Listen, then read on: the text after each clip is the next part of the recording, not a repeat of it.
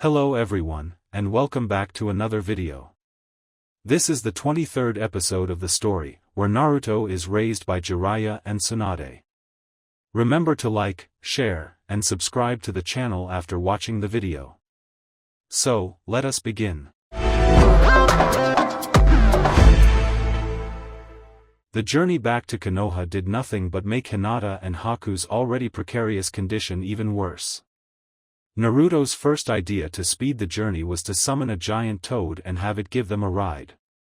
But it was soon made evident that the constant leaps wouldn't sit very well with the heavily wounded Konoha ninja. Naruto's next idea was to carry them on the back of clones, but the problem ended up being the same. In the end, Naruto ended up making 2 makeshift stretchers, and carried them with the aid of clones. Despite being able to run at a respectable speed, Naruto was unable to leap through the trees as he usually did, which ended up making his trip back home much longer than the justifiably impatient blonde wanted. Not helped by all the times he had to stop in order to change the bandages or close a wound that wouldn't stop reopening.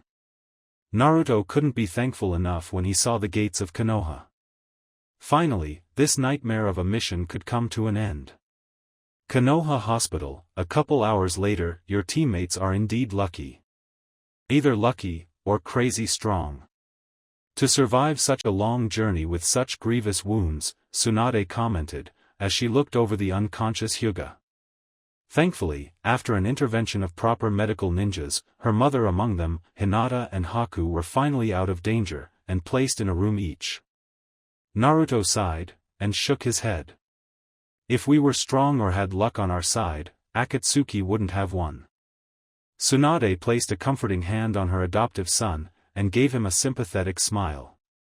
Don't beat yourself too hard, Naruto. I'm sure all of you did what you could. But no matter how good you are, you sometimes end up facing an unexpectedly strong opponent.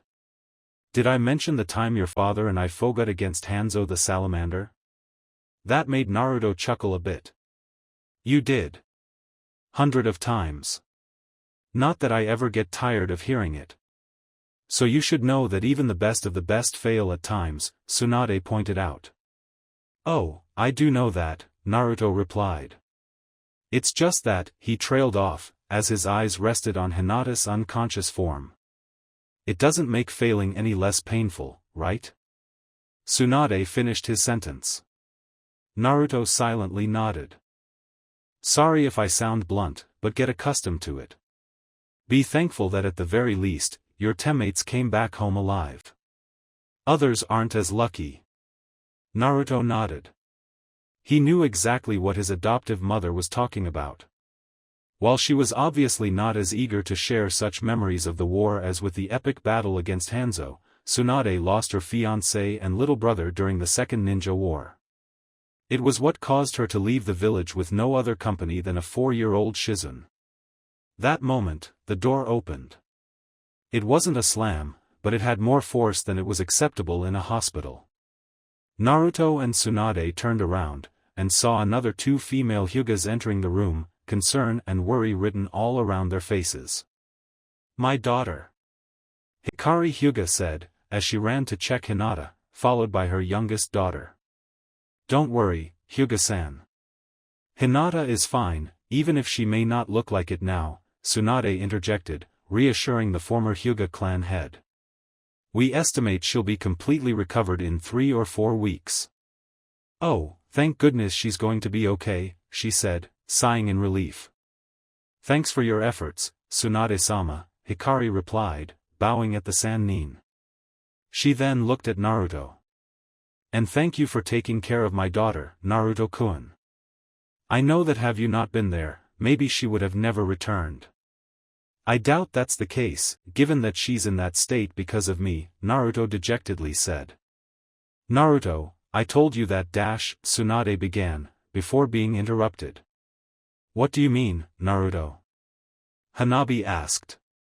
How can you be responsible of her condition? That would mean that you attacked her, and I can't imagine you doing that. No, I didn't attack her, but not that it mattered, Naruto replied. I wasn't strong enough to protect my teammates, and they ended up paying the price. Had I been better prepared, the Akatsuki wouldn't have defeated us and leave Hinataheim and Haku like that. Hikari couldn't help but smile a little. She placed a comforting hand on Naruto's cheek. Naruto-kun, while I appreciate your feelings for my daughter, her injuries are not your responsibility. Hinata is a ninja, just like you are, and knows the risks such position entails. But we're teammates. Naruto raged to protest, but Hikari raised a hand to silence him. Naruto, I've known you since you were a child. I know how much you care about my daughter, and how much you push yourself to be the best possible ninja, Hikari continued. However, no matter how hard you try, there will be times that you will fail. See? That's exactly what I told you, Tsunade agreed, nodding vigorously. I'm not winning this one, am I? Naruto asked in defeat. He then looked at his adoptive mom. We should leave Hikari and Hanabi alone with Hinataheim, Mom. Tsunade nodded in agreement. These rooms are too small for so many people, and we've been here for quite some time already, she said, before both blondes left the room. As Tsunade went to other parts of the hospital to continue with her daily work, Naruto moved to the next room, the one they put Haku in. Upon opening the door, the Jinchuriki saw the unconscious ice ninja had already somebody paying him a visit, a woman with long purple hair, holding a baby of a few months old, also with purple hair, albeit in a lighter shade. Hey there, Yugao, Naruto greeted the Anbu. The woman was wearing a dark blue shirt and green knee-length pants. It was one of the few times the blonde saw her wearing other than her job uniform. Yugao turned at Naruto, and smiled. Hello there. Came to see Haku? Naruto nodded, while repressing the urge to apologize to Haku's foster mother for failing to keep the ice ninja safe. He knew he would answer in a similar way to Hikari and Tsunade, and that would only make him feel even worse. You know, seeing Haku like this, Yugao began, as her eyes drifted towards the baby in her arms. Makes me wonder if I should allow Seiichi-kun to become a ninja like his father and I. If something happened to either of them, your perspective surely changes when you're a parent, right? Naruto asked the purplet. Yes. You're aware of the dangers you go through with every mission, and even if you don't regret your choices, you wish your children would take a different path, Yugao explained, as she rocked Seiichi a little. But in the end, it's them who have to choose, regardless of what we think. Yeah, Naruto said, almost in a whisper. Do you want Seiichi to become a ninja, then? I want him to be whatever makes him happy, Yugao replied. If being a ninja is his call, then I won't stop him. It'd be hypocritical of me if I did such a thing. Naruto nodded at her response, and the two of them fell into a comfortable silence, with only Haku's slow breath being heard. That's it, until Naruto opened his mouth to ask something. Hey, Yugao, may I ask you something? Naruto asked, not waiting to see the purplet's answer. What made you and Hayate adopt Haku to begin with? Naruto asked. Yugao seemed to be taken aback by such direct question, but her surprise didn't last long.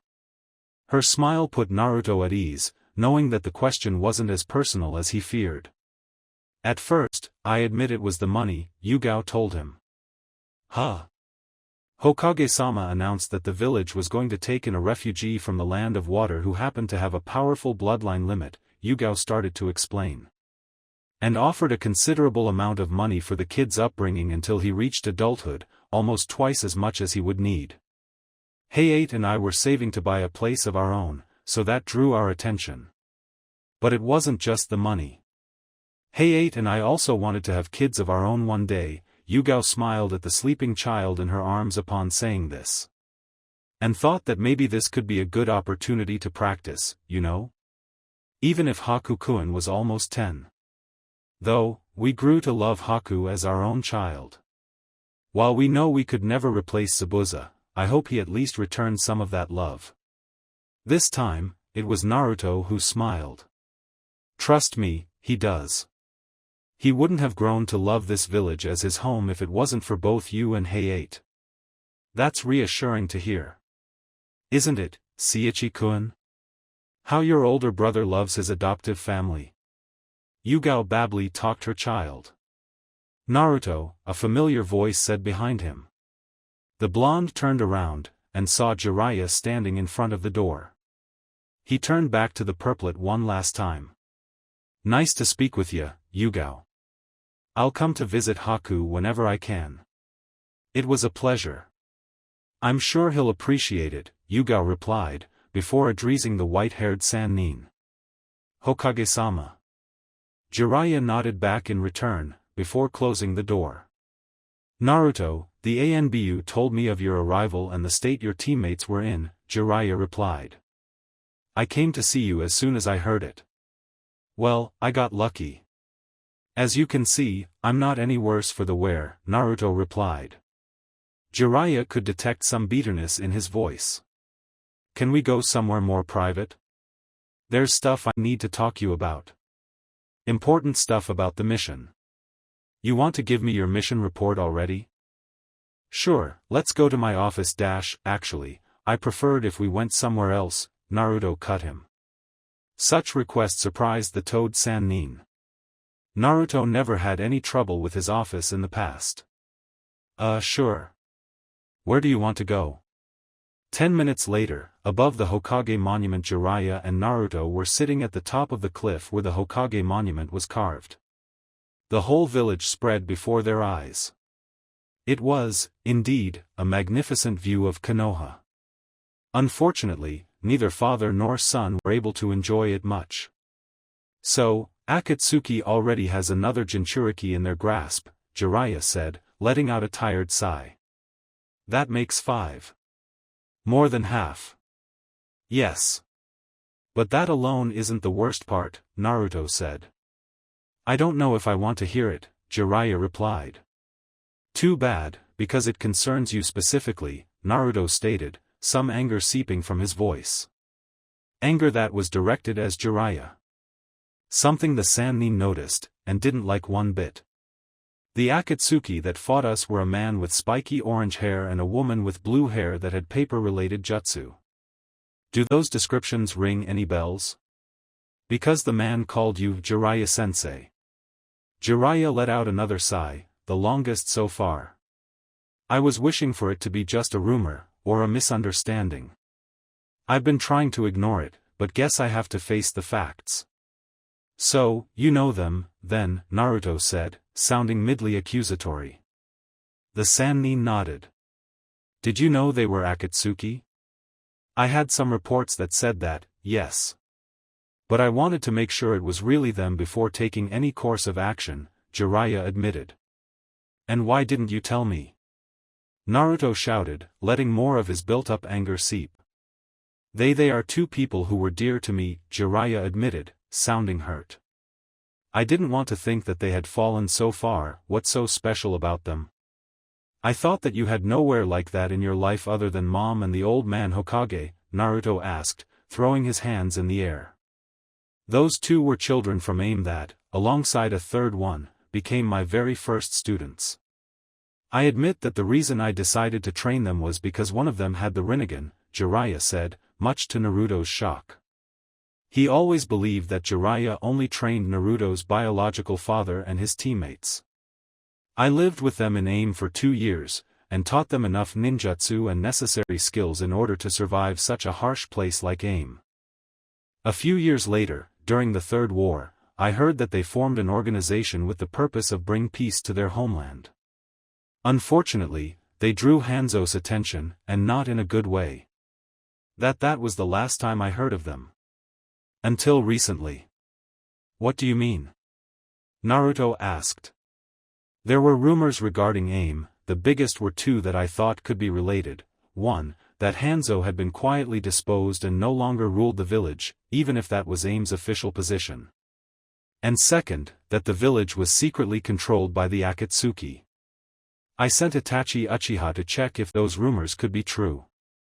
As expected, they were. Hanzo has been dead for Kami knows how long, and indeed, 2 Akatsuki members were the one in charge now, which people in AIM called God and his angel. I could confirm that Angel is indeed Conan, one of the children I trained back then. The other goes under the name of Pain. And he claimed to be a god, Naruto told him. Though given the power of the Rinnegan, that claim wasn't that far off. If you could only see the jutsu he used to finish us off, Jiraiya nodded. He had never seen the whole extent of the Rinnegan's power, but he remembered that that boy was one of the most talented and powerful kids he had ever seen. However, his memories were interrupted when he realized that there was something about Naruto's tale that didn't add up. Naruto, you said that the other Akatsuki, Conan's partner, had orange spiky hair, right? Jiraiya asked, now sounding curious. Yes. Is that important? Naruto asked. It is. You see, the true name of that man is Yahiko, Jiraiya began. That wasn't the kid with the Rinnegan. Naruto's eyes opened wide. Come again? The kid with the Rinnegan was Nagato. He had pale skin and bright red hair. Just like your cousin. In fact, he could be an Uzumaki, Jiraiya pointed out. Naruto's mind once again recalled the allegedly stolen Uzumaki seal barrier that Akatsuki had used to protect their lair while they extracted the one tail from Gaara, as well as the Moon Acolyte's revelation on how an Uzumaki could awaken the Rinnegan if they had Uchiha ascendancy. But what his father said, it made no sense. No, I'm pretty sure what I saw, Naruto insisted. The man had orange spiky hair, and his skin was fair but not pale. It is possible that Nagato died and Yahiko took his Rinnegan? Jiraiya suggested. Naruto noticed the Sanin's wording, leaving out the possibility of Yahiko killing Nagato for his Jujutsu. Though it was understandable, since it would be like Naruto killing Hinata to have her Tenseigan. No, that can't be, unless that Yahiko was also an Uzumaki or a Senju, Naruto replied. According to the Moon Acolytes, only somebody with 6 paths chakra can wield the Rinnegan or the Sharingan properly. Kakashi-sensei can only use his Sharingan during short intervals, and he's usually pretty winded after that. Pain had not 1 but 2 Rinnegan, and he didn't show any kind of signs of fatigue by using it. I was hoping that once we had information on every Akatsuki member we could answer all our questions. But it seems that now there are even more questions to answer, a frustrated Jiraiya sighed. He massaged his temples as he tried to put his thoughts in order. No, it was not time to make conjectures, there were some questions that could be answered. Alright, we'll care about Pain's potential identity later. You saw him fight, right? Tell me what kind of powers he had so we are prepared for the next time we face him. Naruto nodded, and told his adoptive father about Pain. How he somehow spread his conscience across 6 bodies, each with one ability. One that could summon multiple animals, another one that could absorb ninjutsu, another that was like a living puppet full of weaponry, and lastly, the main one, who used powerful gravity-based attacks. You said there were 6 bodies, Jiraiya pointed out. What about the other 2? We never saw them. They stayed behind. My clones and the Kiryu fought them, but other than using those black rods and basic ninjutsu, they didn't have any kind of unique or amazing ability, Naruto said. Or maybe they had, but they didn't show them, Jiraiya pointed out. The fact that they decided to remain in the background makes me think 2 possibilities, either their abilities are oriented toward support rather than direct combat, or they're too valuable to risk in a fight. Probably both. I think that one of them is able to revive the other bodies, Naruto stated. Utakata and Haku managed to kill the Pain with the gravity attacks. Hinata checked, his chakra network was down. Then, the woman, Conan took his body away, and later he was back and kicking, as if nothing happened. If one of the bodies can resurrect the other ones, then it makes sense that he'd try to keep that one away from danger. That may be the key to defeat Pain, Jiraiya said. What about the other? An escort? Jiraiya suggested, not completely sure. I mean, that body is important, so it makes sense that he'd try to keep it guarded. Given what you told me, the other 4 bodies already have powerful and outstanding abilities. It could be, but given that all 5 bodies have any kind of unique ability, we should think the 6th one is no exception, right? Naruto suggested. Jiraiya placed a hand under his chin, pensive. I think you may be right. Besides, thinking that the sixth body is any less dangerous than the other five is not a wise thing to do. Yeah. Though next time I face them, I'll keep an eye on that one, Naruto said. Though with Kurenai-sensei pregnant and Hinata-hime and Haku out of commission, I'm the only member of the assault squad. Which isn't much of an squad, Naruto dejectedly said. Jiraiya smiled at his son in a reassuring manner. Don't worry, you won't be teamless for long. For the time being, just go train and get ready for the next time Akatsuki shows up, okay? Naruto nodded. Yeah. We aren't the only ones who have been doing research. The Akatsuki knew about my sage mode and how to stop me from achieving it. Jiraiya's eyes widened in shock for a second. That's rather troubling. They gathered intel from all my fights. They know that I send 2 clones away to gather nature energy. Pain had 2 of his bodies kill my clones before they could do anything, Naruto explained. I need to find a way to enter Sage mode without relying on clones. Or disguise clones while they gather energy. Maybe I could have them transform as rocks or stumps or something like that. Jiraiya shook his head. In order to gather nature energy, you need to be perfectly still. That means that you can't be performing any kind of jutsu either, even one just as easy as simple as the transformation. Damn it, the blonde cursed, as he lightly punched the ground beside him. Then what kind of options do I have? Sage mode is indeed powerful, but in my opinion you had become far too dependent on it, Jiraiya pointed out. Sage mode gives me a huge advantage over my opponents, why I shouldn't use it? Naruto asked the Sannin. In the war against Akatsuki, the stakes are too high not to use everything I have. Again, that's true, but you shouldn't rely on one thing too much, Jiraiya rebutted. Until recently, I never mastered Sage mode completely, that's why I saved it as a last resort in case everything else failed. Why don't you try to improve on your other areas in case you have something to rely on? When was the last time you developed a new elemental jutsu? Or a seal? Naruto opened his mouth to speak, but no words came out of it. He tried to recall the last time he devised a new jutsu, but that was far longer than he remembered. The blonde had learned quite a few elemental ninjutsu of all 5 basic elements during the past years, but those were mostly direct blasts, used to counter whatever element the opponent used. Nothing too fancy.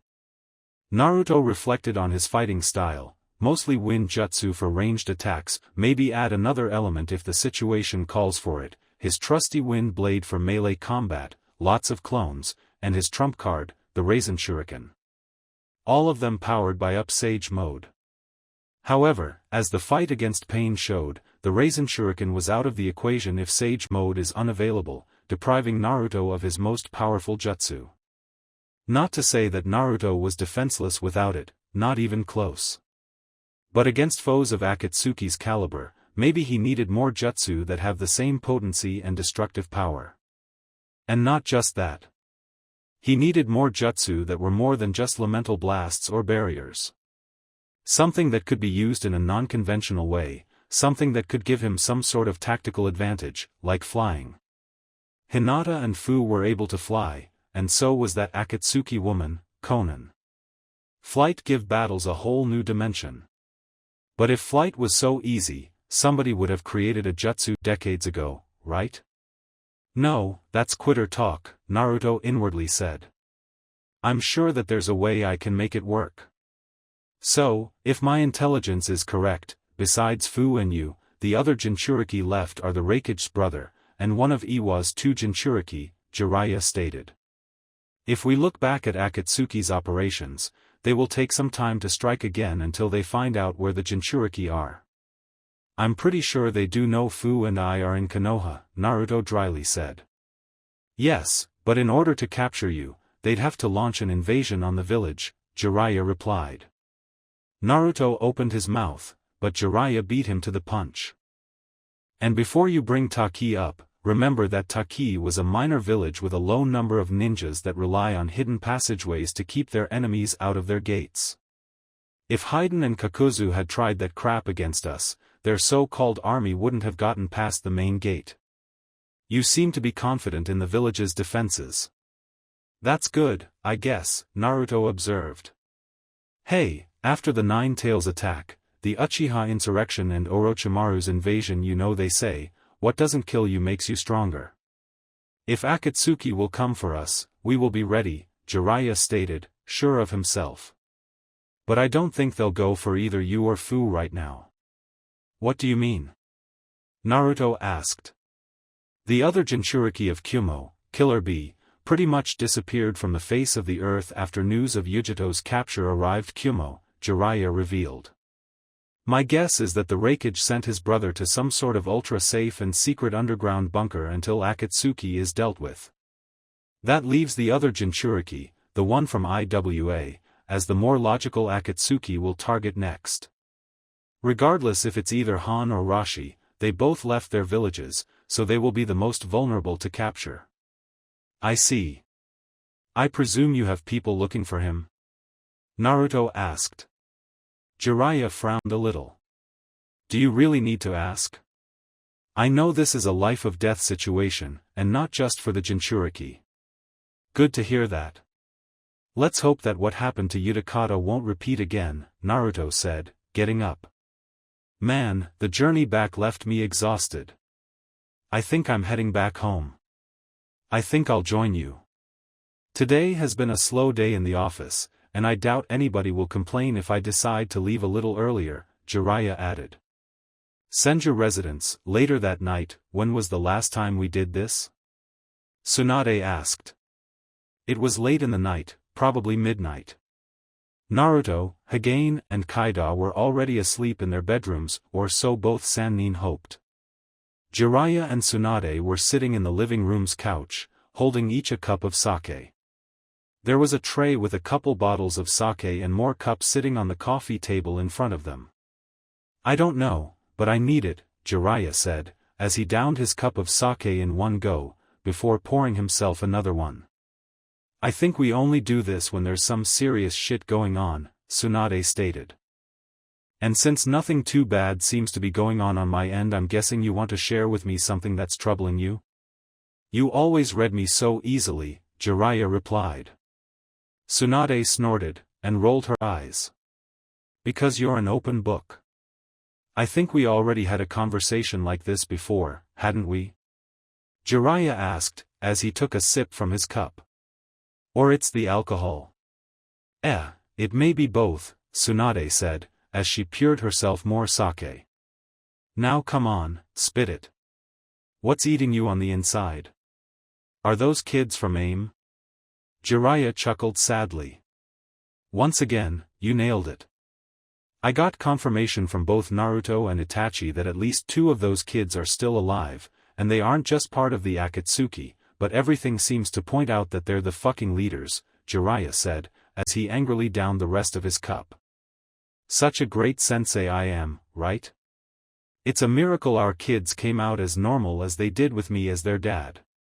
Tsunade's face formed a scowl, and angrily punched her Hyuzen in the shoulder. Thankfully, it wasn't a chakra-enhanced puck. Don't say that. You're a great father and teacher. If you were such an awful person, I would have never married you. But Jiraiya tried to protest. No buts, she cut him. What happened to those kids is tragic, but it's not your fault, you hear me? Whose fault it is, then? Jiraiya retorted. I don't know. But not yours. You did your best to help those kids. You're the last person that should be guilty of what happened to them, Tsunade insisted. I know what I did. I don't regret helping them or teaching them ninjutsu, Jiraiya replied, before sighing a little. It's just now I felt I could have done more for them. I know how you feel, Tsunade replied, as her face softened a little.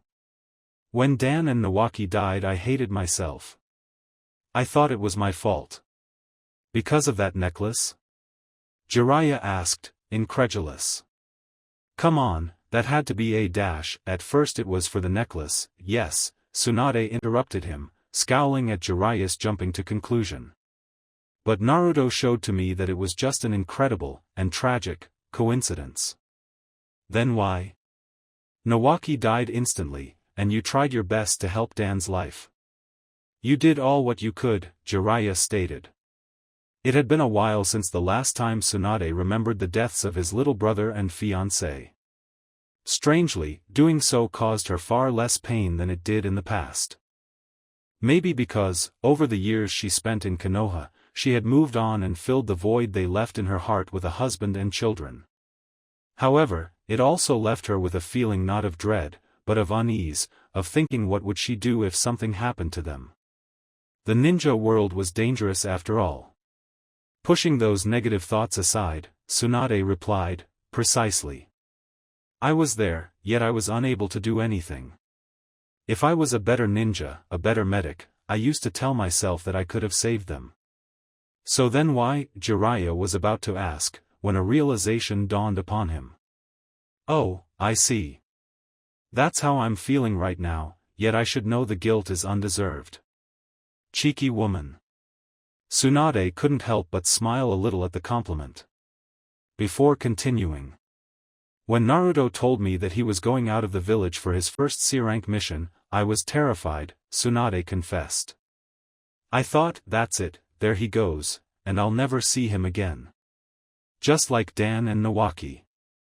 But in the end, I knew I couldn't keep Naruto locked in the village forever. I had to trust in both him, his teammates and his sensei. Though your fears weren't that unjustified, Jiraiya interjected. Who would have guessed that our son would end up fighting fucking Orochimaru of all people during his first C-rank mission? Don't remind me, Tsunade said, rolling her eyes. The same thing went with Hagane and Kaida when they were kidnapped. With their secret out of the bag, they would always live with a target painted on their backs. But again, we couldn't keep them in a cage out of fear of something that could happen to them. Actually, that's what I did with the AIM kids, Jiraiya felt the need to point out. Maybe I should have taken them with me to Konoha. But you didn't because Konoha wasn't their home. AIM was, Tsunade pointed out, as she took a sip from her sake cup. And you couldn't stay with them forever. You did the right thing. In light of recent news, I don't feel I did the right thing, Jiraiya told her, lowering his head a little. Of course you don't. Some guilt is unavoidable. I'm not going to pretend you can bury those feelings in hopes of getting rid of them. But don't wallow in them either. Don't run possible scenarios of what could have been in your head. What is done is done. All we can do now is try to fix the mistakes we made in the past, and learn from those we can't. Jiraiya chuckled upon hearing Tsunade's words. Tsunade frowned again, and leaned towards Jiraiya. What? Do you find anything I said funny? The slug princess asked, unamused. Oh no, quite the contrary. Those were quite the inspiring words, Jiraiya praised his wife. It's just that I have a hard time picturing them coming out of your mouth, even if they just did. In another time, Tsunade would have rewarded such jest with a punch, maybe with some chakra on it, but the Senja matriarch merely smiled at her husband. It's called growing up, Jiraiya. Try it when you're ready. Aren't we too old to still be growing up? The white-haired man asked. His wife shook his head. That's why I thought at first, Tsunade said. Before coming to Konoha, I thought that my life had reached its final point. I thought that I'd spend the rest of my days gambling and running away from creditors, waiting for a strike of luck that would never came, until I died of alcohol poisoning on some alleyway. Geez, that's bleak, Jiraiya noted, grimacing. He emptied his sake cup, and pouring himself another one. And you weren't much better than me, should I remind you, Tsunade replied. His face softened again, as her lips curved into a sweet smile. What I say is, don't let past mistakes consume you, like we used to do before returning to Konoha. Now what we should ask ourselves is, what are we going to do regarding those kids? I don't know if they're too far gone to be saved, Jiraiya admitted. I like to think that it's not too late, but I can't let personal feelings get in the way. I'm the Hokage after all. And who's going to deal with them? Tsunade asked, and scowled before Jiraiya could answer. And please don't tell me you're thinking in dealing with them yourself. I would have done that in other circumstances, Jiraiya confessed. But like I said before, I'm the Hokage now, I can't rush into things. Naruto and Fu are Jinchuriki, meaning that either them or the other Akatsuki will go after them. So the best thing I can do is to make sure they're strong enough to deal with this threat. Given what Naruto said, it was luck that he didn't end as bad as his teammates, or even as bad as Utakata. Speaking of Naruto, what about his teammates?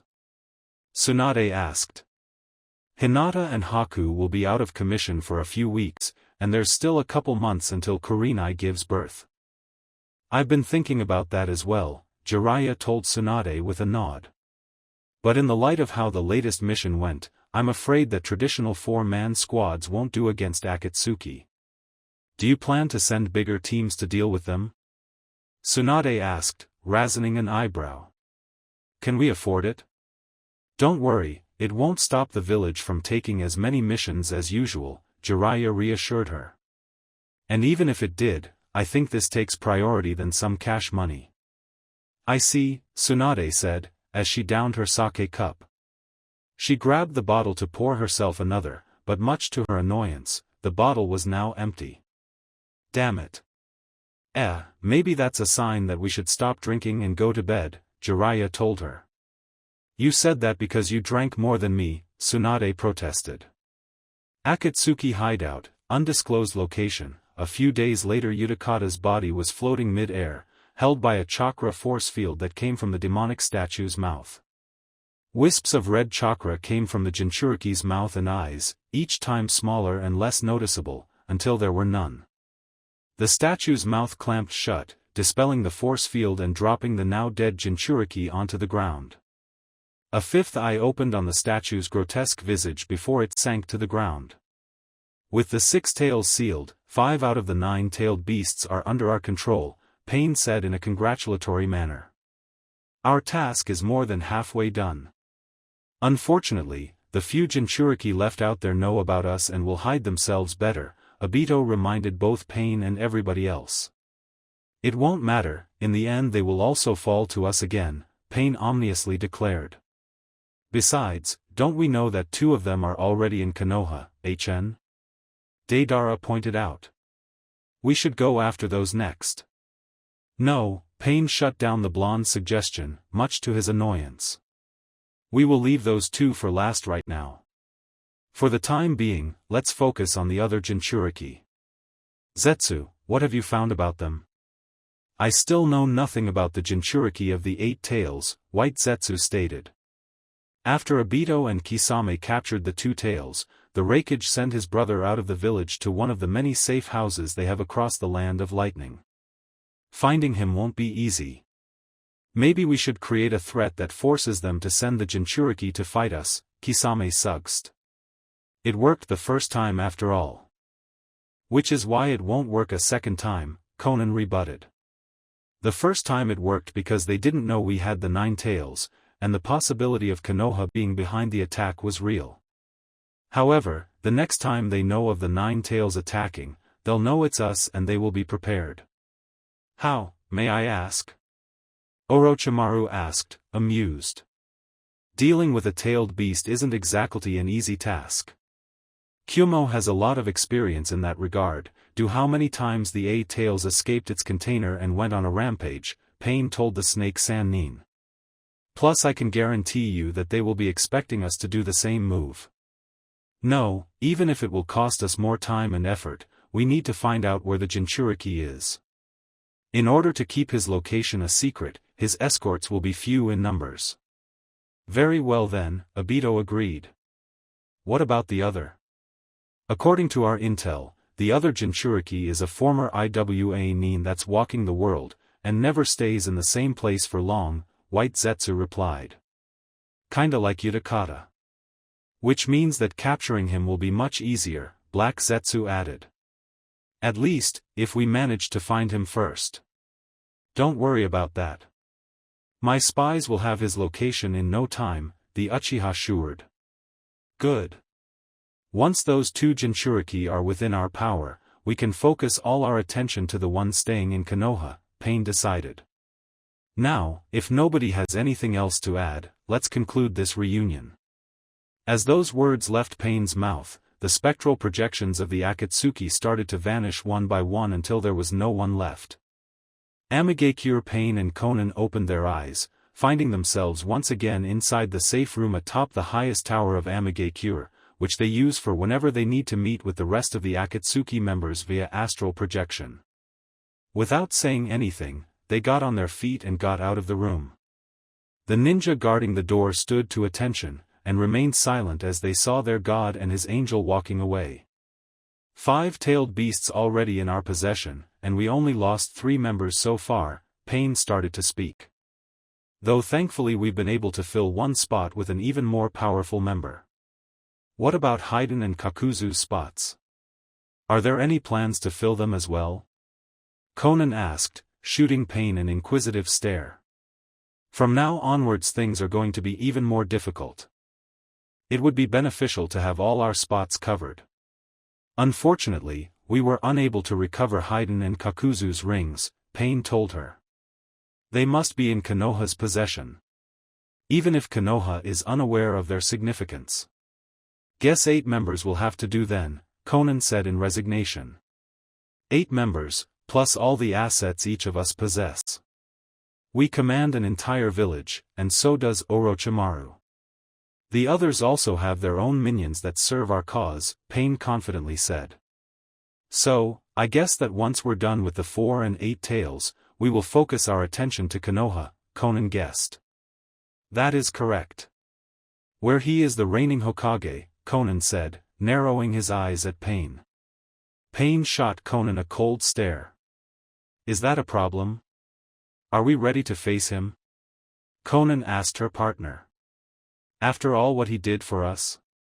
Will we be able to fight him? I certainly am, Pain replied, his voice lacking uncertainty. And so should you. Experience should have taught you already that nothing goes before our mission. Whatever our personal feelings for Jiraiya-sensei were, they don't matter anymore. Speaking of which, Konan replied, her tone changing. I don't think you should have told Naruto about our relationship with Jiraiya-sensei. Konoha will know about us. At this point, such knowledge is irrelevant, Pain declared. We wouldn't even need the tailed beasts to crush any of the great villages, Konoha included. If anything, it will make Jiraiya-sensei more prone to make a mistake. If you're confident it won't be a problem, then I'll believe you, Konan stated, though she didn't sound entirely convinced. Since it was thanks to both your power and guidance that we were able to come this far. Good to hear that, Konan, Pain replied. It wouldn't do us any good for you or any of our members to wager now that we're so close to victory. Of course not, Pain, Konan agreed. Though speaking of members, I think we should also keep an eye on some of them. Obito? Pain asked. That's the most obvious, Konan replied. But I also meant Orochimaru and specially Tonari. I believe that they're only using Akatsuki as means to their own ends. A possibility, yes, Pain admitted.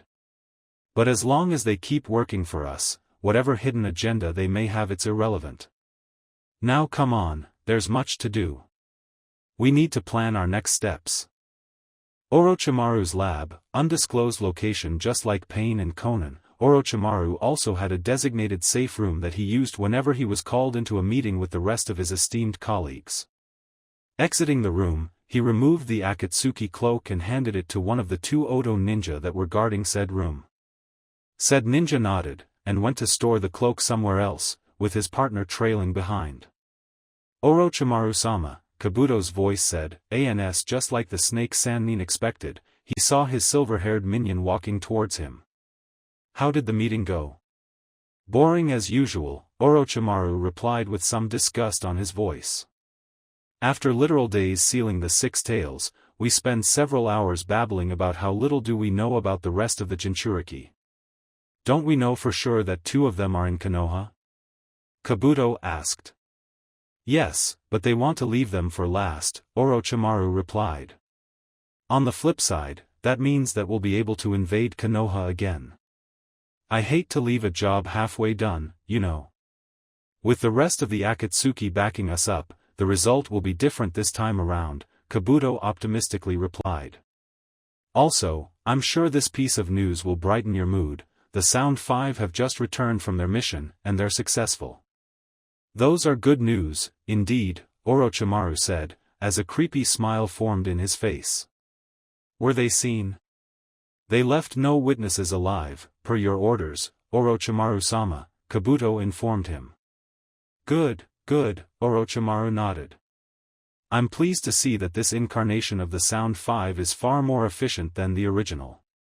Your children are quite the force to be reckoned with on their own, and as a part of a unit led by Kimimaro-kun, nothing stands in their way, Kabuto said. This success will bring my main project one step closer to its completion. Indeed, Kabuto nodded. Maybe once your project is complete, we'll be able to use Impure World Resurrection without any kind of drawbacks this time around. Orochimaru nodded. It always ate me on the inside having such a powerful jutsu at my disposal, yet not being able to use it. With it, I wouldn't even need Akatsuki to realize my ambitions. Though for the time being, it would be wise not to deviate too much from the organization's goals, Kabuto advised. Obito already watches you with keen eyes. Obito-kun doesn't worry me, Orochimaru replied, chuckling a little. Deep down, he's still a child, one that plays a game far more dangerous than he realizes. But even in this case, it would be unwise to underestimate an enemy, so we'll do as you say. One last thing, Kabuto asked. Did you make any progress in replicating the Rinnegan? Orochimaru shook his head. Sadly, all the experiments have been a failure. Neither of the other 2 Uchiha that we kidnapped from Konoha were receptive to the procedures, and didn't survive. I still have their bodies, but their use is very limited now. Pity. I was sure we'd be able to, given that we have both Uchiha and Hashirama's DNA at our disposal, Kabuto replied. So, back to the original plan? Yes, Orochimaru said, as his lips formed a sadistic smile. I'll have to take the Rinnegan from Pain's eye sockets myself. Dawn came over Konoha. As the still sleeping village was bathed by the first rays of sunlight, a single figure walked its empty streets. In the past days, Naruto found himself crossing the gates of the estate belonging to the first clan who joined Konoha after its foundation. All the time accompanied by his teammates, and to see their pregnant sensei. Today, however, wasn't like any other. For starters, Naruto was alone, something not that unusual if one knew the outcome of his team's latest mission. And 2, while he was planning to pay his sensei a visit, it wasn't the only reason to be there. Kurenai Sarutobi, a maid asked when Naruto told her about his sensei. I believe she should be in the mess hall, having breakfast with the rest of the clan. Oh, I see. Can you tell her I'm here to see her? Naruto asked. Sure, the maid said, but before turning, she asked, would you like to have breakfast with them? The clan would to have you as their guest. Naruto shook his head. Nah, I already had breakfast. Plus I don't want to intrude. I'll wait somewhere else. Oh, and can you tell her that I also wish to speak with Asuma-sensei? The maid nodded, and told Naruto that could wait in one of the main living room, usually the place she and her students had their meetings. And after half an hour of waiting, Kurenai and her husband entered the living room. Naruto. What a nice surprise, a smiling Kurenai said, as she went to greet the blonde. What does it bring you here? While I love your visits, I didn't expect you to be here this soon. Not to mention that you also wanted to see me as well, Asuma pointed out. Do you want to get to know your sensei's political family a bit better? It's not that. Well, I don't mind getting to know you better, but I'm having some troubles that I think the 2 of you may be of help. Kurenai and Asuma took a seat in a couch in front of the blonde. Tell us then, and we'll see what can we do, Kurenai told Naruto. Well, you see, after the failure of our last mission, I decided that it's about time to get stronger. Well, no, maybe that's not the word, Naruto said, as he tried to rearrange his thoughts. More like more versatile? Yeah, that's about it. I think I need a more diverse skills so I can have more fighting options. And let me guess, since I'm the only other wind element user, you want me to train you, is that it? Asuma asked. If it's not asking much, Naruto replied, trying not to sound imposing. But much to the blonde's relief, Asuma smiled in return. Sure. Any student of Kurenai who wants to train under me is welcome to do so. Kurenai, however, frowned at her husband. So, if Naruto wasn't my student, you wouldn't help him? Of course I would. Asuma replied, sounding a little indignant. He's the son of the Hokage after all. Asuma laughed, but upon seeing his wife scowl, he changed his tune. Kidding, kidding. Come on honey, you know I'd help a fellow wind user no matter what. Nice. Naruto cheered. Thanks a lot for this, Asuma-sensei. Don't sweat it, Asuma said. By the way, how is that you want to train under me now? I thought that the training Hokage-sama gave you was more than enough. And it has been so far, Naruto replied, as he started to rub the back of his neck. Not to badmouth Dad's training, but when it comes to wind release, his training only goes so far. I think I can only progress if I train under somebody who has mastered such element. Don't worry, Naruto, nobody will think any less of Hokage-sama just because you seek additional help, Kurenai helpfully added. Well, I better get going. I need to do some stuff at the Hokage's tower before our morning training. Asuma stood up, and walked out of the living room, but turned at the blonde before leaving. If you want to train with my team, meet us at Training Ground 10 in about an hour or so. Will do, and thanks a lot for this. Naruto repeated. Asuma just nodded, and left the living room, leaving Naruto alone with Kurenai, and they fell into a somewhat awkward silence. Naruto's eyes drifted towards her pregnant belly. So, Naruto began. You must be pretty bored, right? Not being able to go on missions or train or do any fun stuff. Who says I can't train? Kurenai asked. You train? Like that? Naruto asked, pointing at her belly. Not in the way you do, obviously, Kurenai replied. But even if I can't train my body, I can still hone my skills with genjutsu. I've been reading and practicing a lot since my temporary retirement. Heh, can't wait to see you in action, Naruto said.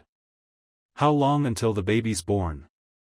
Kurenai giggled a little at the question. Oh, I see you want me back into the team as soon as possible, right? The burden of leadership is too much for somebody so young, Kurenai said, with Naruto chuckling a little. According to the medics, in about 2 months or so.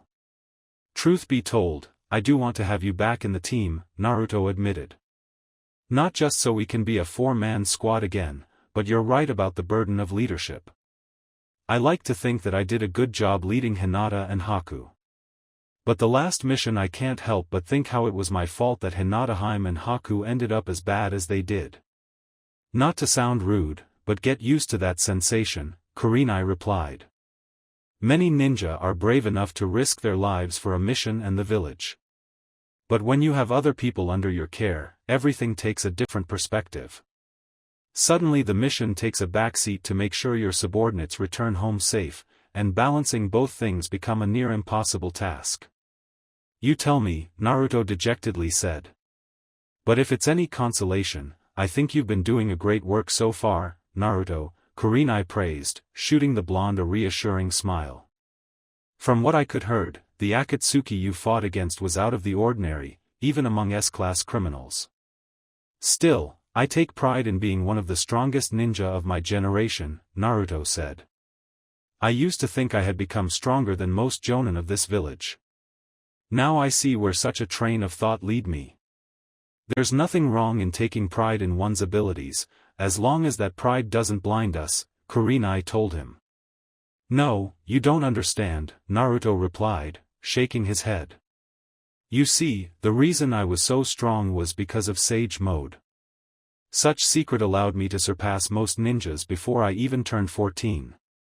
But if I'm unable to enter such mode well, I realize that I'm far more lacking than I had expected. But you're taking steps in rectifying such mistakes, Kurenai told him. It's never too late to improve yourself. Naruto was about to reply that it was if your comrades died, but decided not to pursue such gloom train of thought. He pushed all the negative thoughts aside and smiled. You're right, Kurenai-sensei. This time we were lucky, but next time I'll make sure luck is not a factor in our victory. See? That's the spirit. Kurenai cheered. Now go show my husband how skilled my students are. Right. Naruto replied, now in a more energetic manner, before leaving the living room. Hyuga Estate. Naruto wasn't the only one who was planning to train. After spending a few days in the hospital, both Hinata and Haku were finally discharged, albeit they were temporarily removed from active duty until they fully recovered, and were also banned from doing any strenuous physical activity, which, naturally, included training. Not that they could do much training in their current shape. Haku had an arm on a sling, while Hinata needed a crutch to walk. Of course, Hinata's condition and her word that she wouldn't train wasn't enough, so Hikari had assigned an Hyuga branch member, or better said, somebody who belonged to the branch family when the clan was still split, to watch over her.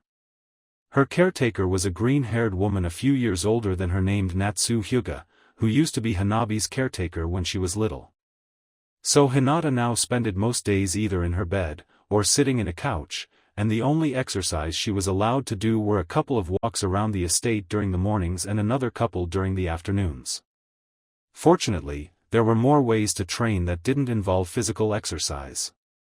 Hinata wasn't going to spend the time doing nothing and waiting until she was healed enough to go back into active duty. Hinata-sama, here I brought what you asked, a woman Hinata recognized as Natsu entered the living room. She was wearing a white arpon under a black kimono, which made her look like a maid, with only her Konoha headband identifying her as a ninja. She was carrying a few scrolls under her arm, and a tray with a teapot and cups. I brought you some tea as well. Thanks a lot, Natsu-san, Hinata thanked her with a nod. And please, drop the sama. The branch house is no more. I'm no longer your superior. I beg to differ, Hinata-sama, Natsu said, as she placed the tray and the coffee table in front of Hinata, and the scrolls besides it, albeit at a prudent distance. She started to pour some tea into the cup. You might have abolished the clan's castes, but you're the clan head, meaning that you're still my superior, Hinata-sama. Hinata couldn't help but smile a little. She knew this was a battle she wasn't going to win. If you say so, Natsu-san. Hinata raised a hand, and a scroll flew towards it. As she unrolled the scroll and started to read it, she noticed Natsu taking a seat in another couch next to her. She suppressed an eye roll. While she knew that Natsu was just following Hikari's orders, she couldn't help but feel a little frustrated over having a nanny again. If you're going to stay here as well, you might as well serve yourself some tea, Hinata offered the older woman. Thank you, Hinata-sama. I think I could use some, Natsu said, as she got up and poured some tea onto another cup. At the very least, Natsu was silent enough to let Hinata read her scrolls in peace. Hell, she couldn't even hear her sipping her tea. She wondered what kind of training did they give her in order to achieve such level of silence. Not that such skill wasn't necessary for a ninja, even if she rarely did missions out of the estate, much less the village. Soon, the Hyuga clan head found herself engrossed in the scrolls she had with her. The powers that the Tenseigan hid were beyond fascinating, and Hinata was a bit miffed that she wouldn't be able to put to test the knowledge she was gaining so far. Even then, there were a few jutsu that were small enough she would be able to discreetly practice as Hinata read. She was unaware of the time that had passed. She took a sip from her cup of tea, but she realized it was empty. Oh, was all what Hinata said, but that was enough for Natsu to spring into action. "Allow me, Hinata-sama," the maid-dressed Kunoichi said as she got back on her feet. "That won't be necessary," Hinata said, raising a hand. With a motion from that very hand, her cup floated back towards the tray. The teapot elevated into the air, and refilled both Hinata and Natsu's cups. Finally, she recalled back her cup while placing Natsu's into her hands. "There, easy and fast." "Impressive, Hinata-sama," Natsu praised, before chuckling a little. "Though I think it would have taken me less time to refill your cup the old-fashioned way," she giggled. "It's okay. Besides, it serves me as a little training," Hinata replied. A slight frown developed on the green-haired woman's face. "Hinata-sama, it's not strenuous, I swear," Hinata said defensively. "Come on, there's no way I can get hurt by doing something so insignificant as moving a teapot.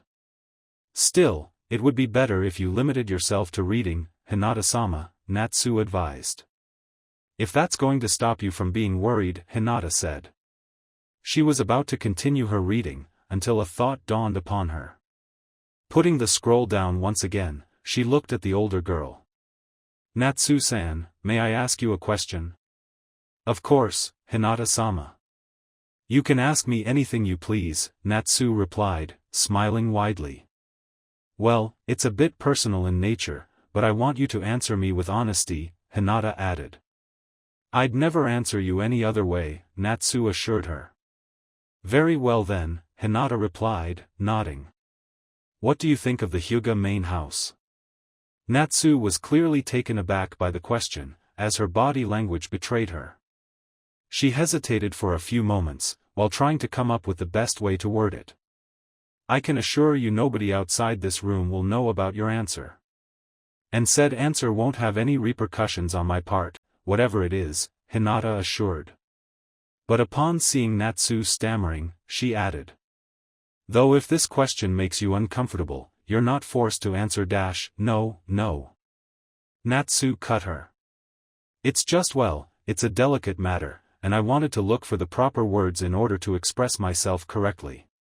While I hold no contempt for either you or Hanabi-sama, I admit I felt resentment for the main house. For making us their servants. For taking our choices away from us.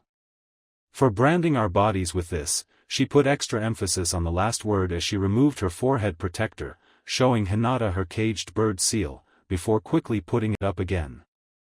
"I will forever be thankful to you, Hinata-sama, for releasing us from this yokel, even if only partially. But even today, the main house members still look at me and my fellow former branch house members with contempt. They don't see us as equals, and hate that you made us so." Hinata nodded. "I know. Unfortunately, change can't happen overnight. I always thought that I could close the rift that separated the clan, but I never realized that a scar would take its place." Natsu smiled at Hinata. "Don't stress yourself over that, Hinata-sama. All in the branch house know that you're doing your best to help us. Who knows, maybe one day in the future, once the scar is fully healed, our descendants will forget that the clan was once divided. And for that to do so, I also need a way to remove the caged bird seal," Hinata said, as she took one of the scrolls. "The Otsutsuki clan created it, so there must be a way to remove it. Even if the Hyuga clan erased such knowledge, there must be something here." However, before she could resume her study, a booming noise followed by a tremor interrupted her. Then another. And another. And another. "What's going on?" Natsu asked, as she activated her Byakugan. It took her little to find the source of the disturbance. "It seems that Hanabi-sama is sparring against Niji-san. Albeit such fight seems way too intense for a mere spar." Hinata also expanded her sight, and saw their little sister and cousin training. Hanabi was using the Tensigan chakra cloak in its most basic level. She mostly attacked from the air, while Niji defended from her attacks and countered her when she was within hand-to-hand range. "I see," Hinata said, as she telekinetically called her crutch, and walked out of the room. I want to see them fight in person. Hinata-sama, no. Natsu protested. It's too dangerous to get so close to them like that. You can see them from here if you want. You worry too much, Natsu-san. Hinata dismissed Natsu's concerns with a hand wave. Come on, let's go see my little sister and my cousin. Natsu let out a sigh of resignation, and followed the clan head. Turns out, Hinata wasn't the only one interested in Hanabi and Niji's spar. Several Hyuga had gathered in the small training ground in order to witness such high-level battle. Of course, they all moved aside whenever Hinata arrived, in order to make room for the clan head. So far, none of the two appeared to be too exhausted. Hanabi was floating above Niji with her hands on fire, while the older boy had his eyes locked on her, his body placed in a defensive stance. Fire release, 8 trigrams Phoenix Fire. Hanabi thrust her arms downwards in a rapid fashion, releasing a fireball with each thrust. Niji, however, was undeterred and deflected the incoming fire bolts with precise chakra-coated palm strikes, sending them to the ground. Seeing that it didn't work, Hanabi tried a different approach. Fire release, 8 trigrams, double burning palm. Hanabi placed both palms forward, and dived at Niji from above, as her whole body was coated in fire. Niji, however, merely smirked. Is this the extent of your skill, Hanabi-sama? Niji mocked, as he started to spin while streams of chakra shot from his body. Heavenly spin. However, Hanabi didn't look astonished or shocked, but much to the onlooker's surprise, she smirked. Just when she was about to crash against Niji, she managed to correct the trajectory of her dive and spin around Niji instead of diving into him. Hanabi continued to fly spins around Niji, and as she did, a tornado of fire started to form. Meanwhile, Niji's own rotation was starting to slow down. That was some rather quick thinking on Hanabi-sama's part, Natsu commented. Niji is in trouble now. Don't count Niji-Nizen out yet, Natsu-san, Hinata replied. Hanabi-chan might beat him in raw power, but Niji is still her superior when it comes to skill and experience. Hanabi stopped spinning as the tornado of flames fully formed, engulfing the older Hyuga within it. While the fire wouldn't hurt him much, the building heat would force him to concede. Of course not, Niji. See? Hanabi cockily replied. That's what happens when you dash, gate of opening, open. Everybody could see a massive burst of chakra coming from Niji's body, which managed to dispel the fire tornado in an instant, much to Hanabi's shock. A faint green aura surrounded the Hyuga prodigy's body. You were going to say something about underestimating the opponent, right? Niji said, his smirk not disappearing. I'll never dream of underestimating you, Niji. That's why I'm going to throw at you the best I have, Hanabi replied, as her hands flew through hand seals, before clapping them together. Truth-seeking balls. Hanabi slowly separated her hands, forming 2 black orbs between them. Said orbs quickly placed themselves behind Hanabi. So it's not just Hinata-sama the one who managed to learn that jutsu, Niji observed, but his smile didn't falter. You're very talented indeed, Hanabi-sama. Ha! I'm not going to let your flattery make me lower my guard. Hanabi fired back, as he motioned an arm forward, and the 2 black spheres shot themselves at Niji. The Hyuga Genuus brought his palms together before motioning them forward. Mountain Crusher. Niji released a powerful wave of chakra from his palms that not only engulfed the truth-seeking balls, but it had enough power to reach Hanabi, violently hurling the younger Hyugas backwards. Wah! Hanabi sputtered as she tried to regain balance. I might lack 6 paths chakra, but my knowledge of advanced gentle fist techniques, combined with my dash, Niji started to say, before he was interrupted by a pair of black orbs that smashed right into his gut, with such force it felt like Hanabi threw a building at him. OOF. Niji lost his balance, and fell on his back. During the couple seconds he took to hastily get back on his feet, he could see that Hanabi appeared behind him. Ha! You forgot about the truth-seeking ball's biggest strength: it nullifies any kind of chakra-based attack. Hanabi boasted, as she slipped into a familiar stance. The match is over, you're within my divination range. 8 trigrams, 64 palms. Niji did try to block Hanabi's strikes, but the unexpected force of the truth-seeking ball's impact had slowed his reflexes, and was too slow to parry them. As Hanabi completed the combo, Niji's chances of victory became smaller, until they hit 0 at the same time Hanabi delivered the last set of strikes. 64 palms. With a well-placed thrust, Hanabi dealt the finishing blow, ending the match. Those gathered there started to clap and praise the younger Tensigan wielder for her impressive victory over the clan's resident genius. And while Hanabi reveled in all the praise, there was one person she appreciated it the most. Nei-chan. Hanabi cheered, after locating Hinata among the small crowd, and rushed towards her. Did you see that? I beat Niji. Indeed you did.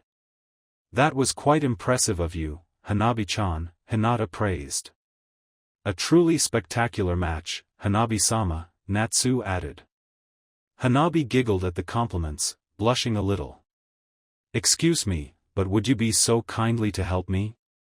Niji said, still sprawled on the ground. I can't barely move.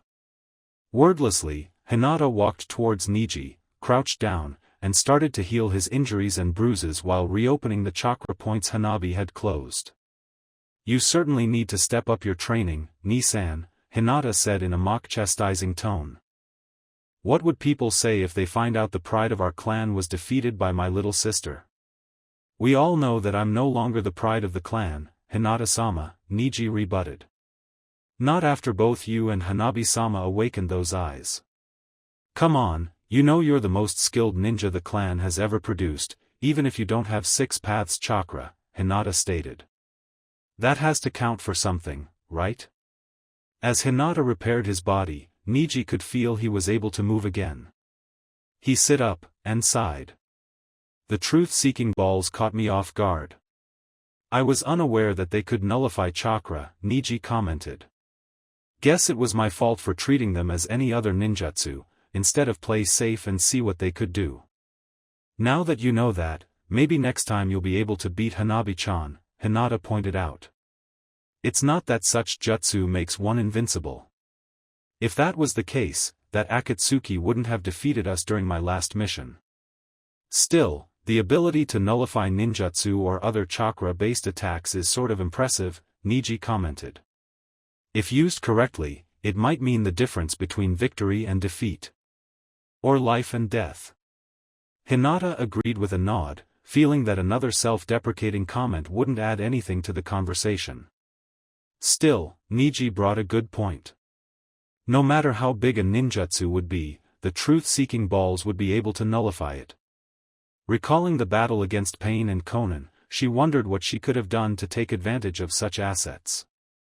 It seemed those gravity attacks couldn't be countered in any way, though they were similar to their telekinetic abilities, so maybe she could sew something with that. Then there was the Pain that looked like a puppet, whose attacks weren't chakra-based, or didn't appear to be. There was also the Summoner.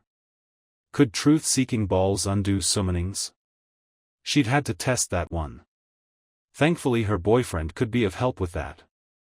She didn't know how to counter chakra absorption or being able to revive other bodies. Plus there was that last body they didn't know anything about. And then there was Conan. She appeared to be a long-ranged fighter specialized in ninjutsu using papers. She wondered if the truth-seeking balls could nullify those as well. Plus there was her many explosive tags. Could those be nullified? Explosive tags were fuinjutsu rather than ninjutsu. But other chakra-absorbing abilities were also capable of absorbing those kind of explosions, so there was no reason as for why fuinjutsu couldn't be nullified as well. Fuinjutsu could be nullified, Hinata-sama?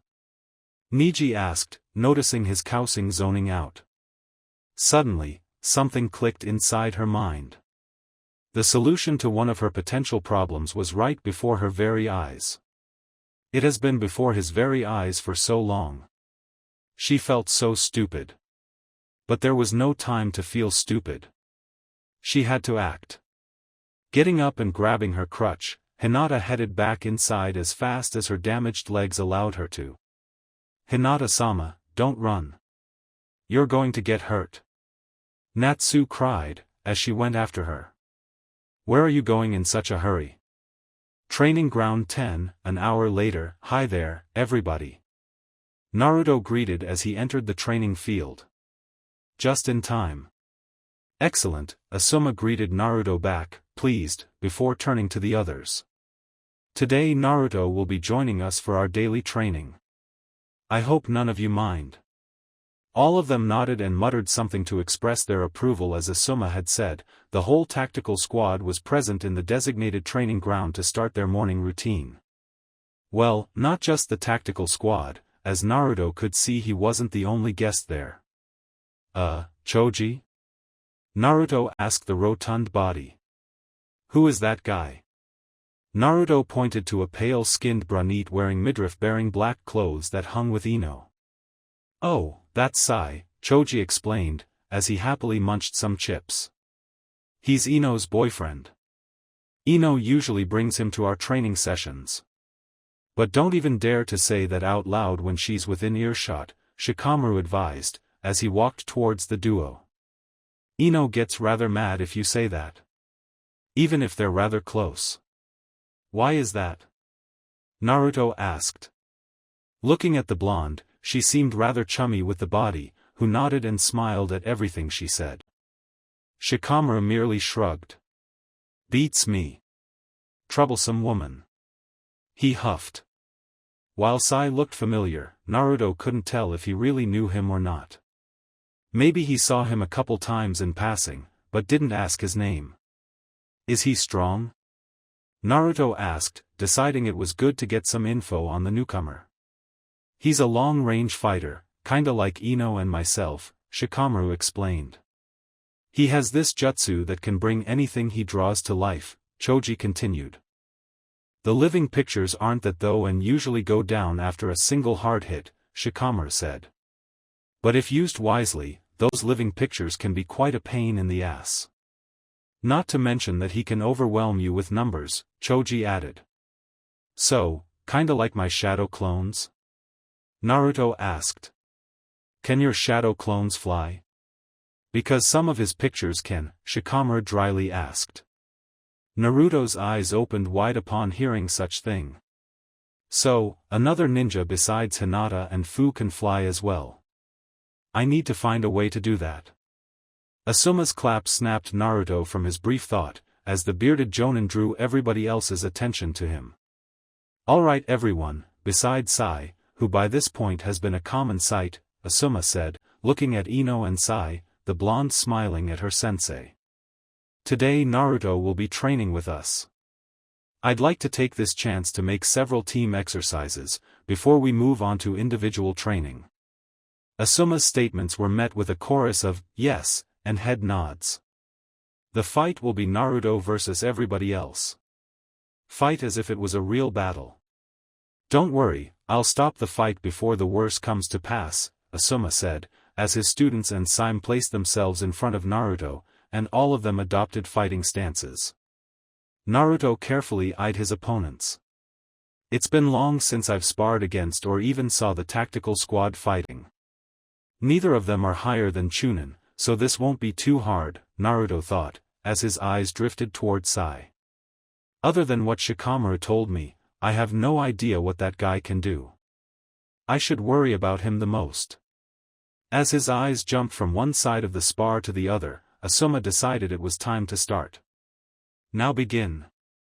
The moment the order left Asuma's lips, everybody slipped into position and prepared to attack using their usual abilities. Naruto began the fight with his signature jutsu. Shadow Clone Jutsu. Roughly 50 Naruto clones popped into life, and without waiting for their boss to order them, they charged forward. Far from being impressed, Shikamaru chuckled and shook his head upon seeing the orange and black tidal wave coming at them. Typical Naruto. "Choji, shall we begin ourselves?" "You can bet on it," the Akimichi heir said as he clapped his hands together. Partial multi-size jutsu. Choji jumped into the air just as his arms grew to giant size. As he fell into the mass of clones, he slammed both arms into the ground, instantly destroying the clones unfortunate enough to fell victim to the brutal assault, so brutal, it opened a crater in the ground, while creating a shockwave that sent surrounding clones flying. Good one, Choji, Shikamaru praised, as he crouched while interlocking his hands into the Nara's most used hand seal. My turn, Shadow Sewing Jutsu. Threads of shadow emerged from Shikamaru's own, launching themselves towards the clones. But unlike the Nara's usual jutsu, these threads didn't travel across the ground, but the air, meaning that they were actually solid. Its purpose was made evident when the thread impaled several charging blondes that were unable to break in time. The clones coming from behind managed to avoid them, but between Shikamaru's shadow threads and Choji's rampaging attacks, their charge was swiftly abrupt. Naruto, however, wasn't worried in the slightest. After all, that charge of clones was a mere distraction to keep Shikamaru and Choji occupied. However, Shikamaru and Choji were countering the charge in the most aggressive way possible in order to distract Naruto. Something Naruto was aware of. I was wondering when you guys would show up, Naruto casually mentioned, as he started making hand seals. Looking up, he saw Ino and Sai flying above him atop one of Sai's ink birds. So that's Sai's jutsu. It looks quite versatile indeed. Damn, he spotted us. Ino cursed. It's okay. Let's go with the plan as we agreed, Sai told the blonde. Ino jumped from the bird, making a hand seal as she fell. Mind control - too slow, Ino, Naruto laughed, as he prepared to unleash his own jutsu. Wind release, cyclone vortex. Naruto thrust both hands upwards, lining up both the descending Ino and the still Ari-born Sai, and cast a huge tornado that engulfed all of them. You're going to need more than that to distract me, you know, Naruto cockily said. Sai fell from his bird, the latter exploding into ink as it was destroyed.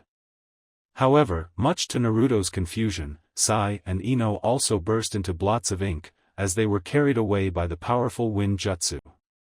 What? The blonde dumbly asked. Mind Scourge Jutsu. Naruto felt as if somebody hammered his brain from the inside. Clutching his head, the sudden pain bent the Jinchuriki down to his knees. But as soon as the Pien come, it went away, much to Naruto's confusion. Like that? Ino's voice said from behind. Naruto turned around, and saw the Yamenka smirking at him. I wasn't expecting for you to be dumb enough to be fooled by an ink clone, Sai said, as he landed beside Ino. Guess I overestimated you. And now, you're at our mercy. Ino claimed, as he slipped into a fighting stance. Ha! You'd wish. Naruto made a hand seal. Shadow clone UHH. There it was. The mental pain was back. Except this time it was 10 times worse. As if somebody cut his brain with a searing knife. What did Ino do to him? Enjoy my mental scourge jutsu? As you have noticed, it triggers whenever you use ninjutsu, so unless you have an exceptionally high tolerance for mental pain, I wouldn't recommend you using that, Ino told Naruto, clearly pleased with herself. I created it myself. Let's finish this already, Sai neutrally stated, as he unfurled a blank scroll, and started to draw several animals. Super Beast imitating drawing. Water release, water gun. Still clutching his head, Naruto got up and tried to get away, just as Ino fired several water bullets from her index finger, while several ink tigers emerged from Sai's scroll. Fortunately for Naruto, several of his nearby clones noticed the original's predicament, and quickly rushed to his aid. Some of them jumped in front of Ino's water jutsu, while the others wrestled and fought against the ink tigers, while another one helped Naruto to move away. Man, I wasn't expecting these guys to be this crafty. Naruto thought, cursing his own overconfidence. And now I can't even use ninjutsu? How the hell I'm going to fight them? Very well, all of you. Great teamwork when executing your tactic. Asuma's raised his voice to praise his students, while clapping slightly. Come on Naruto, I know there's still fight in you. I refuse to believe my wife is such a lousy sensei. He was expecting this. He knew that, despite not being that strong individually, the tactical squad becomes a monster when they fight together. Plus they have Sai as additional reinforcements, Naruto thought, as the realization dawned upon him. He knew they'd push me against the ropes, and get ready to counter my usual tactics. Meaning that there's only one solution left. I need to improvise and make the most of what I still have. Everybody, come back. Naruto called. His few remaining clones stopped fighting Shikamaru and Choji, and followed their boss into a cluster of trees, running away from the tactical squad. After him. Don't let him escape.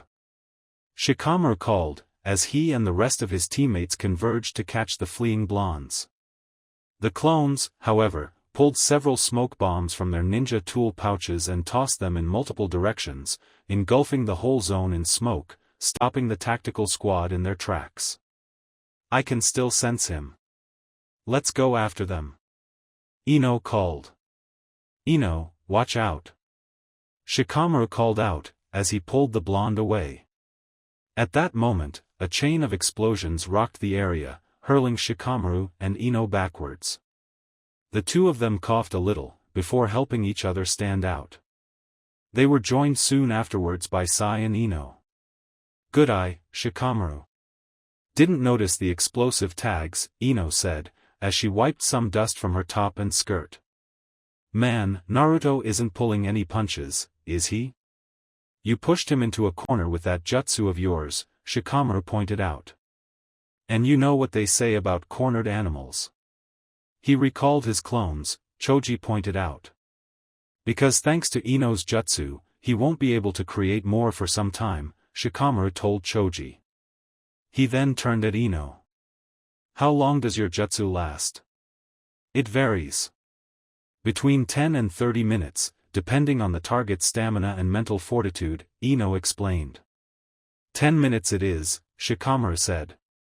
Even then, it's safest to assume that the jutsu will run out sooner rather than later, Sai said. Can you sense him? Ino closed her eyes and made a hand seal. After several seconds, she opened her eyes again. Got him. He and his remaining clones, I think there are 7, are gathered at the top of a tree, hidden behind its canopy. He's probably planning how to ambush us as we speak. Let's go, I'll tell you what are we going to do to bring him down, Shikamaru said.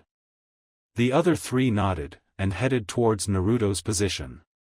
Meanwhile, atop a large tree of the training ground, Naruto and his remaining clones planned what to do next. Man, this is bad. I can't use ninjutsu, I can't create more clones, Naruto moaned, as he pulled out his wind blade, and activated it. Head not feeling as if it's about to explode. I guess that I can still use chakra to some extent.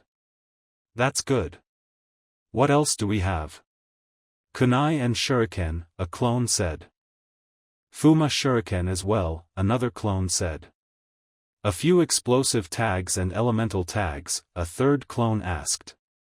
And some smoke bombs and ninja wire, a fourth clone concluded. Okay, I may not be Shikamaru, but I'm smart and resourceful. I'm sure I can make the most of what little we have, Naruto said, in an effort to gather some courage for his task ahead. Guess that this situation will be the norm when I fight Akatsuki in the future. Watch out. Up there, a clone urgently whispered. Everybody looked up, and they could see Sai and Ino, riding one of the former's ink birds, flying in circles around the area. Naruto instantly knew that he had been found, not that surprising, given that Ino was a censor, but he was hoping for some more time to plan. Is that the real Sai? Or is he an ink clone? I don't want to fall for that trick again, Naruto said. I think we should let them make the next move. We got into this mess because we rushed into things, a clone suggested. Good idea, me. We'll wait, see what they do, and counterattack, Naruto decided. While Naruto wasn't aware of it, those flying above him in circles were the real Sai and Ino. Like Naruto, they were waiting for the blonde and his clones to come out to fight them, but he knew better than that. It doesn't appear that he's coming out from his hiding place, Ino guessed, as she looked down. We'll have to force him out then, Sai decided, as he unfurled another scroll, and with practiced ease, quickly drew several birds. Super Beast imitating drawing. The birds jumped out of the scroll, and without waiting for a verbal command, they all dived at the tree where Naruto was hiding. Very well then. I'll tell Shikamaru and Choji to be prepared, Ino said, before making a hand seal and closing her eyes. The result of their tactic became evident. Naruto and his clones jumped out of the tree, fleeing from the flock of ink birds that were badgering them with painful pecks and scratches. Ah! Goddamn pests! Go away, a clone yelled, throwing a kunai at one of the ink birds. Shadow sewing jutsu. Once again, Naruto and his clones were assaulted by a mass of black shadowy threads, forcing the group to split in several directions, in order to force Shikamaru to choose between several targets. They could see Shikamaru not that far away from them, standing below the shadow of a large tree. Stop running. Attack Shikamaru. Naruto ordered. A trio of his clones nodded, and pulled several shuriken, which they threw at him. Shikamaru, however, created more shadow threads which he used to deflect the shuriken away. Quickly, now. Let's flank him. He can't attack us if we're spread wide around him. Naruto said, as he and his clones charged towards Shikamaru in an expanding circular formation. That's not a half-bad plan to counter my jutsu, Naruto, Shikamaru praised with a grin. Too bad I'm not the only opponent you're against. As if on cue, Sai and Ino dived at what they presumed was the original Naruto. The blonde quickly turned around, unsealed a Fuma shuriken from a small scroll, and tossed it at the bird. The ink construct instantly burst into several black blots, spraying them everywhere. Sai and Ino managed to jump in time, the former unsheathing the tanto strapped to his back. Oh, so you know how to fight in close range? Naruto asked, as he parried the blow with his wind blade. A good ninja can fight both close and from afar. Anything less is unacceptable, Sai replied, as he struck Naruto with quick and precise blows. Damn, this guy is pretty good in close combat as well, I can hardly keep up, the blonde distressingly thought, as Sai pushed him back with each strike. Boss, we're getting a bit overwhelmed here, a Naruto clone who was trying to hold off Shikamaru's shadow threads called, before he was pierced by one of them. Ouch! Naruto could feel the clone's few memories entering his mind as it was dispelled, which caused nothing but more stress to the original. Damn it, damn it. What do I do? I can't go down so soon, I barely did anything. Naruto distressingly thought. It was a good thing that I had these clones before Ino nailed me with that jutsu, but how can I use them in a way that hey, wait a second, that's it. Boss, any ideas? A clone asked, who tried to fend off another thread. Yes, ninjutsu. Use it. Naruto called. Upon sensing their hesitation, Naruto insisted. Come on, do what I say.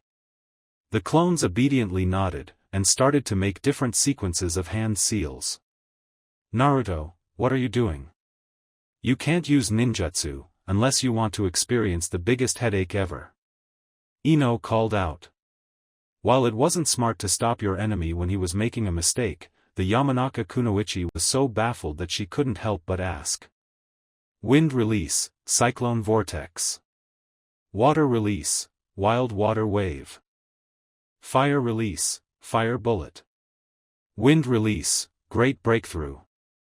The tactical squad found themselves at the wrong end of several gusts of wind, bolts of fire, and a torrent of water, forcing them to disengage Naruto and fall back. And much to their shock, Ino's in particular, none of the clones were suffering from any ill effect of Ino's jutsu. How is it possible? A bewildered Ino asked. Are clones immune to my jutsu? Those clones were created before you used your jutsu on Naruto, therefore they're exempt from it, Shikamaru explained, coming with such realization that very moment. Sorry, I should have realized it earlier and planned for a countermeasure in advance. Thank goodness we didn't show all of our cards yet, Ino replied, as she closed her eyes.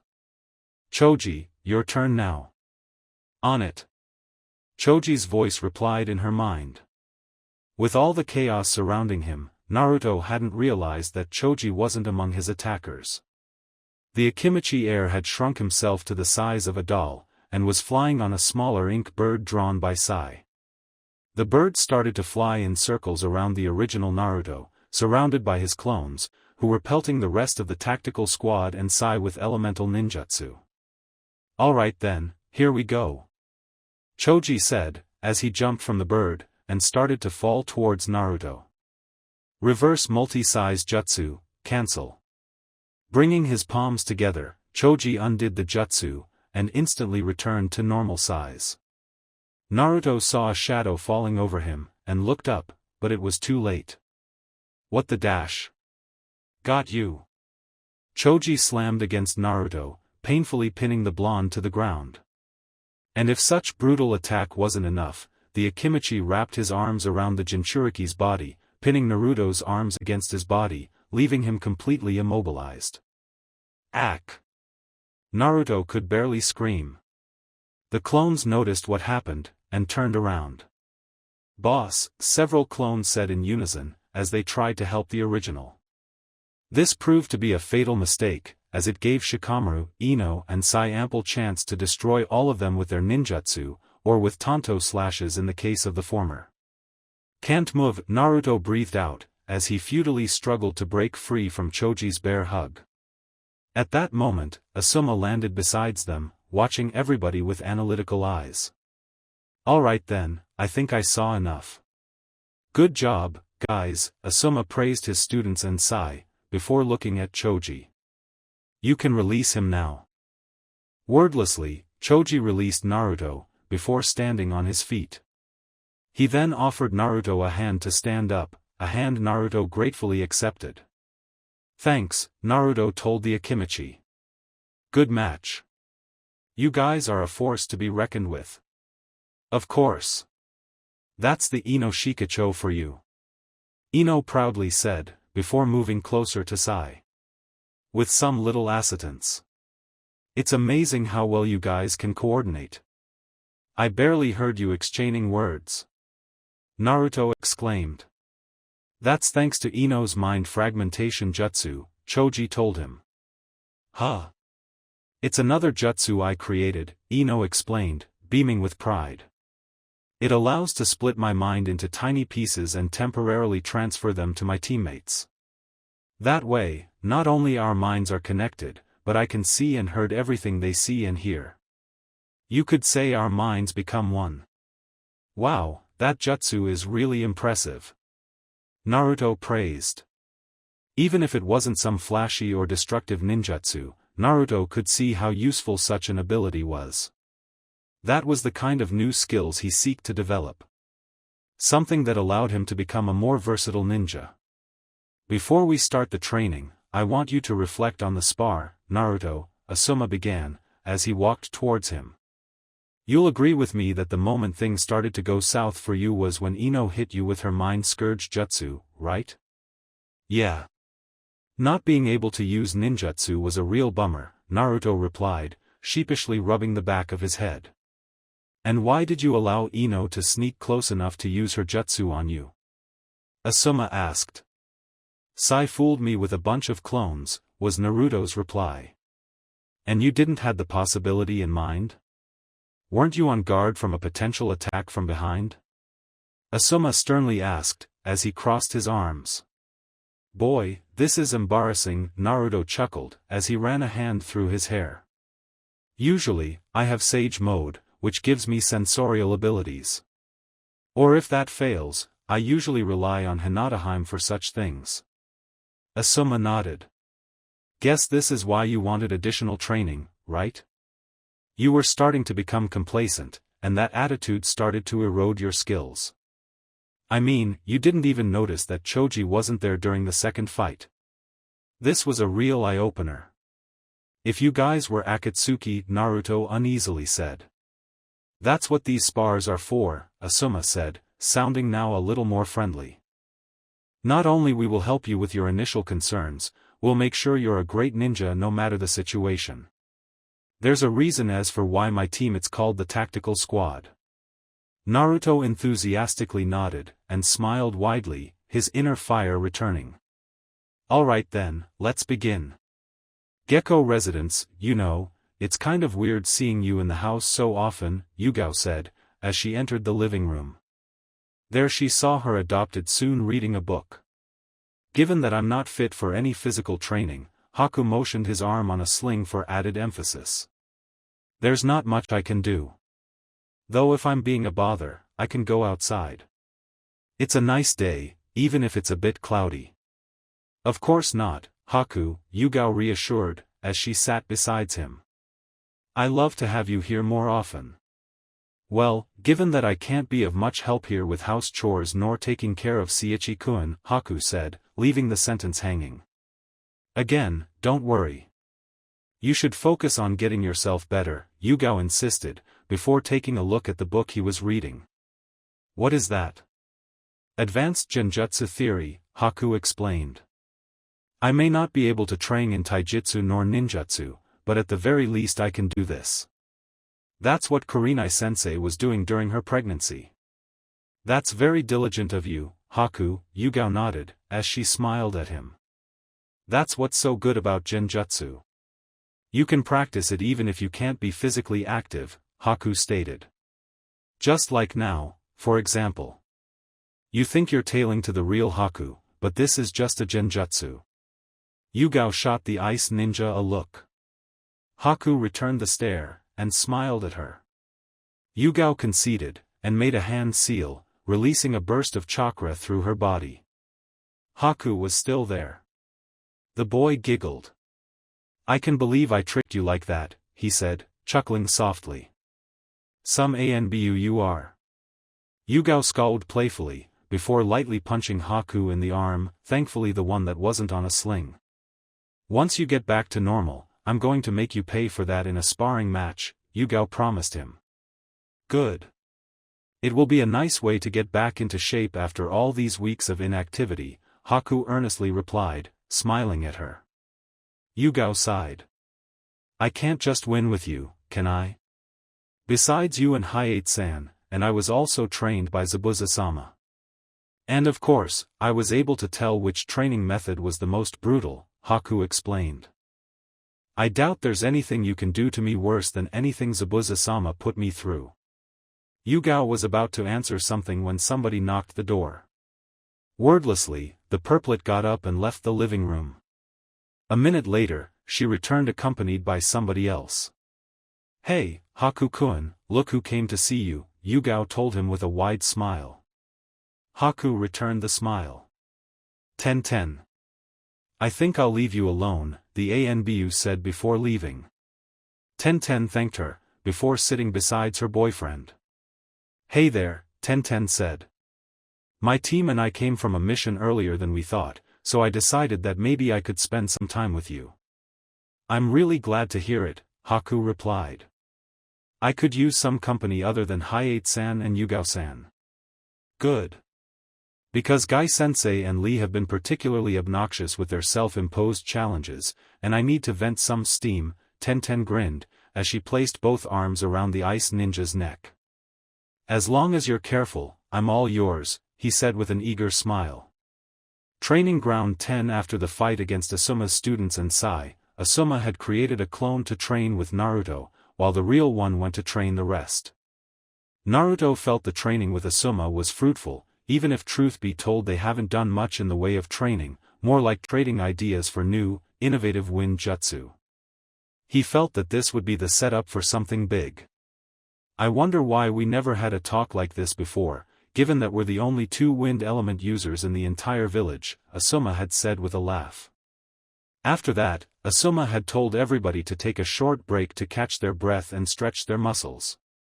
Shikamaru used such opportunity to lie down and watch the clouds, Choji to eat another bag of chips, while Ino was filing her nails. And lastly, Sai was resting against a tree, drawing something on his sketchbook. Naruto didn't know much about the weird, pale-looking boy, so he thought it would be a good chance to meet him. "Hey there." Naruto greeted as he walked to him.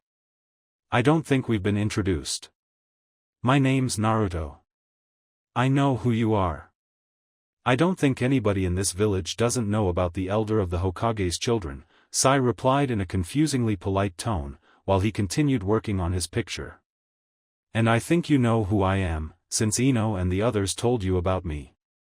"Well, yeah, but even with that, we never spoke to each other before, so I think introductions were in order," Naruto tried to justify. Sai stopped drawing, and smiled at him. It was a smile that unnerved the blonde. "Of course. A social convention. Ino told me of those. I try to follow them as much as I can, but most of them don't make much sense to me." "They don't have to, just go with the flow," Naruto said with a shrug.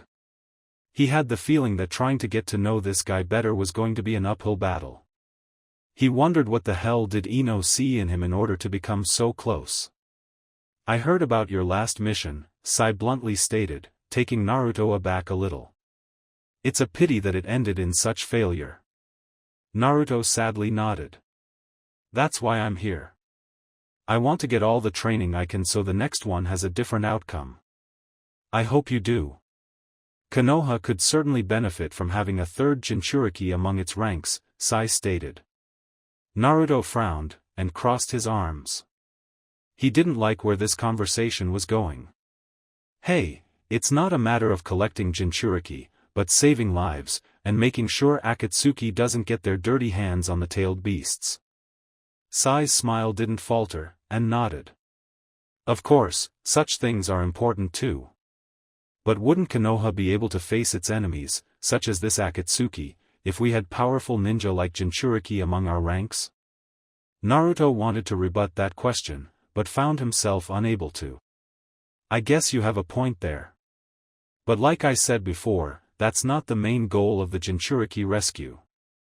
It seems you care about them on a personal level," Sai noted. "Even if you never met them." "Why is that?"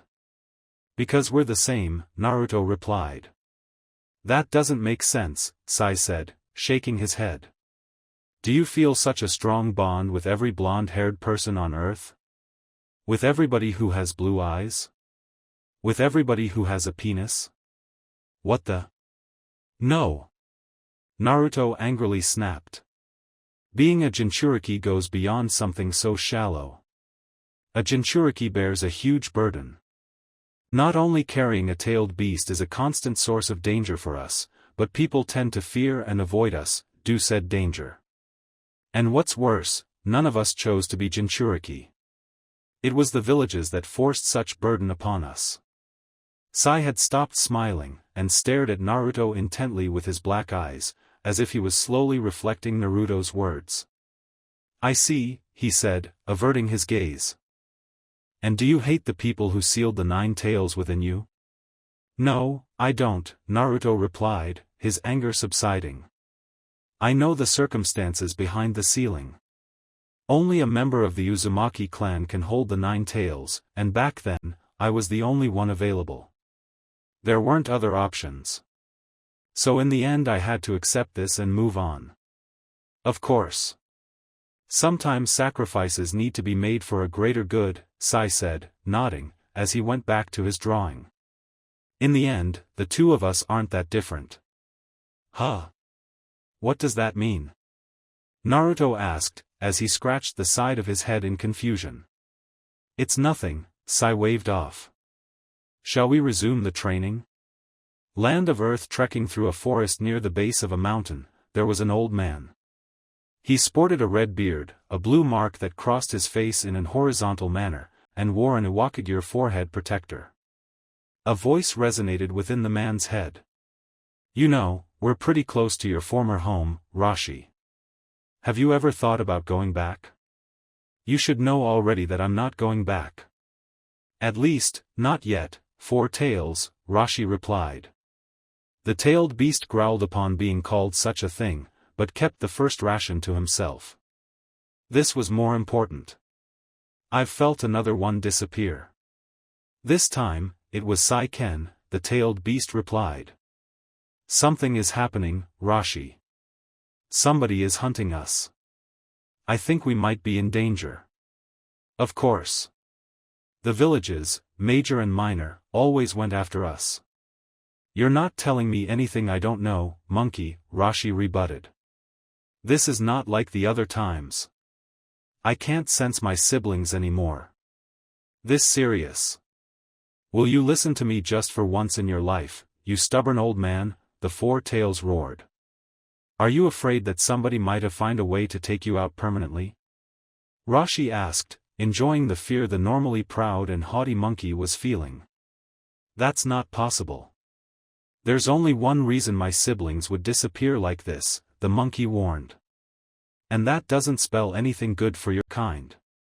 For the past couple of weeks or so, Naruto had been training with Asuma Sarutobi in order to perfect his wind jutsu and develop new ones. While he hadn't been able to create a jutsu that would allow him to fly yet, he had the feeling he was making some good progress on that as well. His teammates weren't slouching either. Even if they were physically unable to train, they busied themselves training their minds, Hinata reading more about the powers of the Tenseigan and Six Paths chakra, while Haku studied about Genjutsu, and tried to think in new and innovative ways to use his ice release.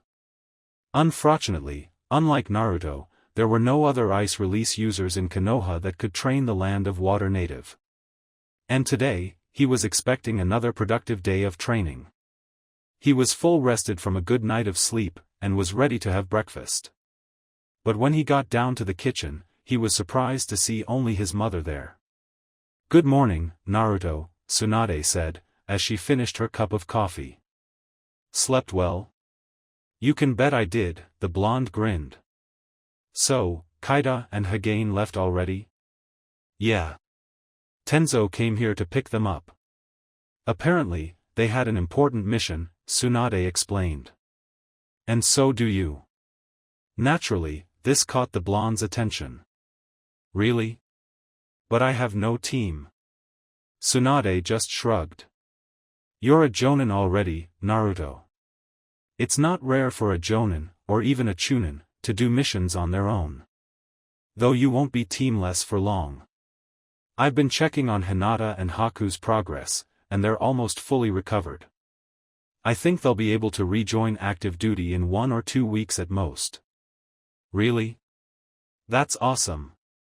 Naruto cheered, pumping his fist into the air. Too bad we can't wait that much for them. Sadly, things rarely go the way we want. Still, I'm sure you'll manage without them this time around, Tsunade said in an encouraging tone. Did he tell you what the mission was about? Naruto inquired, as he took a bite from a slice of toast with honey. It's related to the Jinchuriki?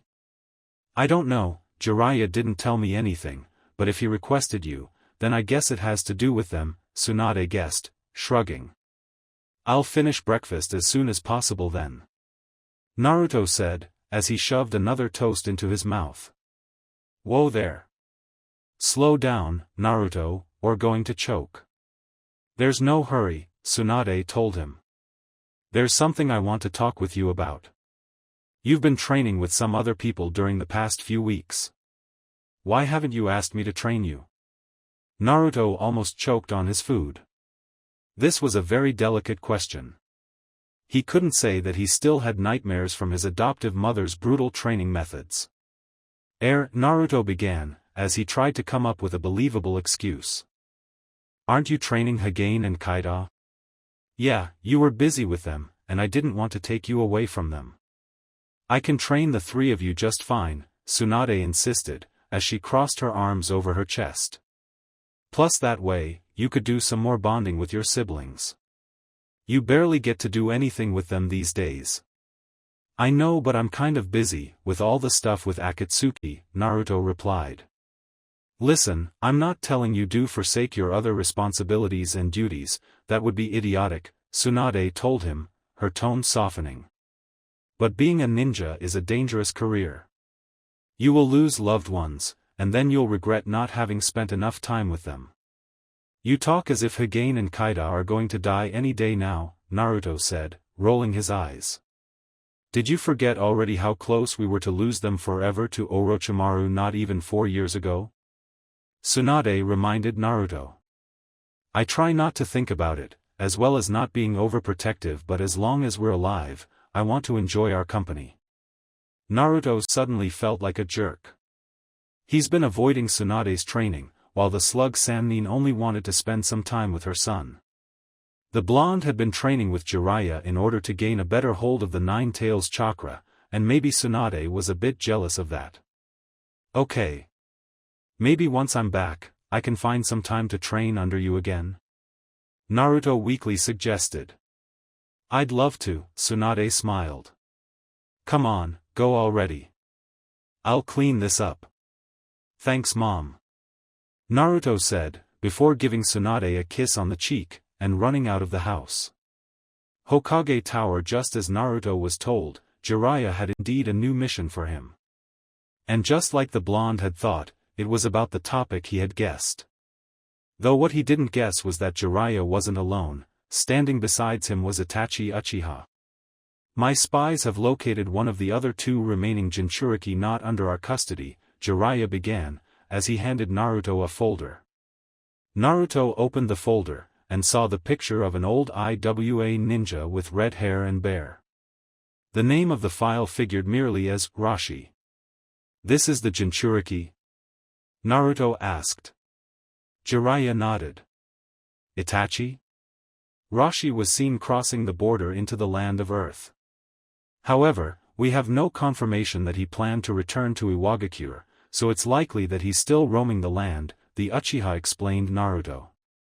We need to secure him and bring him to Konoha. Understood. I guess that the 2 of us are going after him now? Naruto asked. Even if it was just one man, Itachi Uchiha was among the most skilled and powerful ninjas Konoha had among their ranks.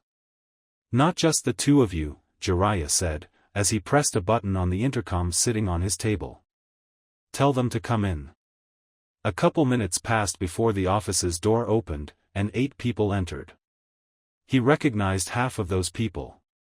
Tenzo's all-purpose squad is present. Tenzo said as he and his students entered the office. Anko's assassination squad is present, the other adult in the group said, a purple-haired woman wearing a trench coat. Whoa! Hokage and Kaida. And Hanabi. Naruto said upon seeing Tenzo's team. He then looked at the other newcomers. Irandur Anko, right? I think I remember you from that mission to the land of rice fields. Kurenai-sensei sometimes told us about you. Let's hope she only said good things, or else the 2 of us are going to have a long talk, Anko replied, chuckling a little. Anyway, meet my students. Aren't they the cutest? Naruto raised an eyebrow at Anko's choice of adjective, as his eyes moved towards Anko's students. For some reason, it felt like he had met them before, but couldn't tell when. And he was sure he would remember somebody who was entirely covered in bandages. Nice to meet you, I'm Naruto Uzumaki. And you guys are? Naruto asked. The trio of young ninjas composed of 2 boys and a girl shot him a look between annoyed and astonished. Did you really forget about us? Wow, we had to make such a weak first impression upon you, the girl huffed, as she crossed her arms. We fought against you and your teammates a couple times in the past, the boy covered in bandages said. First in the land of sound, then during Orochimaru's attempt at kidnapping your siblings. The boy looked at Anko, who looked back in approval, much to Naruto's confusion. Little did he know that Anko had spent quite some time breaking their habit of using the sama suffix with Orochimaru. Failure to do so had resulted in excruciating punishment. I'm Dosu, and those are Zaku and Kin, Dosu waved to his teammates. And while we used to be sound ninjas, after our capture we've been persuaded into joining Konoha. Oh, Naruto said, as conflicted feelings clashed within him. On one side, He was mad that these people used to work for Orochimaru and helped him kidnap his siblings, but on the other, they appear to have turned a new leaf. Plus, given that they weren't very high among Otogekyu's hierarchy, he decided to forgive and forget. Well, nice to meet you. Glad to see that you're working for the good guys now. Yeah, whatever, Zaku huffed, whose reaction was mimicked by Kin. Dosu remained impassible. Anyway, Jiraiya interjected, drawing everybody's attention. Now that you're together and introductions are over, let's go to the matter at hand. All of you have been told you're going to become part of a larger squad for an S-rank mission. I choose all of you because of all our current forces available, you're the best suited for this mission. Tenzo's squad has 2 would-release users that can bind a tailed beast should an Akatsuki decide to throw the other half of the 9 tails at us, and if that fails we have Itachi's Mangekyo Sharingan, while Enko's squad will provide additional support and firepower. Itachi will be the leader of this 10-man squad. Itachi? Itachi nodded, and took a step forward. Our mission is simple, we will infiltrate the land of Earth, locate the Jinchuriki, and either escort him to IWA, or if he refuses, bring him back to Konoha using any means necessary. However, do not rule any kind of unforeseen setback, and be prepared of all times. Chances of Akatsuki knowing this are high, so be ready to fight against S-rank ninjas. Any questions? Are we really going to operate on a foreign land under the protection of a great village? Tenzo asked. Shouldn't we warn them first? We did, but we got no response, Jiraiya replied. While the possibility of a war with IWA is high, I think it's worth the risk if we can keep another Jinchuriki safe from Akatsuki's hands. What if IWA also sends ninjas to retrieve the Jinchuriki? Hagane asked. In that case, we'll let them take him away. Our goal is to keep the Jinchuriki safe. Even if IWA is not allied with us, that's better than Akatsuki, Jiraiya told them. But like I said, chances of IWA sending ninjas to retrieve the Jinchuriki are small. They will think this is some sort of trick on our part. Even then, we'll try our best to avoid causing a war between our villages, Itachi firmly added. If those are all the questions, then let's meet up at the Western Gate in an hour. The land of Earth is far away, so pack for several weeks. All of them nodded, before they exited the office. That's it, all of them except Naruto, who stayed behind to have a talk with his father. So, what do you think? Jiraiya asked, guessing his son's thoughts. It looks like a powerful team, Naruto replied. Not to mention that we won't be outnumbered as easily now as with 4-man squads. I think this is going to be the procedure for the time being until we beat Akatsuki. 4-man squads won't do anymore, Jiraiya explained. Are you okay with the picks, or would you have suggested somebody else? Itachi is an obvious choice. Though I'm surprised that you choose Hagane and Kaida's team for a mission involving Akatsuki. They may be my kids, but they're also ninjas of this village, and as Hokage I must treat them as such. Plus Tenzo's squad is one of the most powerful teams we currently have available, Jiraiya told Naruto with a firm tone. Plus it's not that they're genin anymore. What about Anko's squad? They used to be Orochimaru's lackeys, they might betray us, Naruto pointed out. Jiraiya, however, smiled confidently at his son. Trust me, both Anko and I made sure such thing won't happen. Besides, I've read the reports Anko gave me on their progress, and it appears that they got used to Konoha and started to prefer it over Otogekyur, even if they don't say it out loud. You know, I think that maybe we could have taken Fu with us as well. She's pretty strong, Naruto suggested. She is, Jiraiya agreed. But if sending a Jinchuriki to deal with Akatsuki is already a big risk, you can imagine what would be sending 2 at once. That would be like inviting all of Akatsuki to go after you. It's better to keep at least 1 Jinchuriki in the village. Makes sense, I guess, Naruto said. Well, let's better get going. Hopefully, once we come back, old man Rashi will be among us. I'm sure you'll be successful this time, Naruto, Jiraiya said. Good luck, and come safe. Half an hour later, Senju Park per Naruto's request, Hinata and Haku had met him on that spot in order to talk. It seemed that Tsunade hadn't lied to him, both his teammates looked good enough to return to active duty. Hinata could now walk without a crutch, and Haku had no longer his arm on a sling. Thank goodness I can have some clones prepare my backpack, or else I wouldn't be able to do this, the blonde thought. Wasting no time, Naruto told the other two about his mission to track and secure Rashi, the Jinchuriki of the Four Tails, as well as who was going to go with him. So that's the mission Hanabi-chan is going to do? Hinata asked, worry in her voice being evident. I know how you feel. Hagane and Kaida are also coming as well, Naruto pointed out. But don't worry, I'll make sure that this mission won't be a repeat of what happened the last time. Still, I can't help but wonder if she'll be okay. This will be her first S-rank mission, Hinata said. I don't have siblings who are also ninja, so it might not be my place to speak, Haku began. But if Hanabi is as powerful as you're now, she should do just fine. That's what worries me, Hinata replied, looking at the confused ice ninja. I think she's letting her new power get to her head. Yeah, I can relate to that, Naruto said. Kaida used to think that her would release puts her above everybody else. According to Hanabi-chan, she still does sometimes, Hinata pointed out.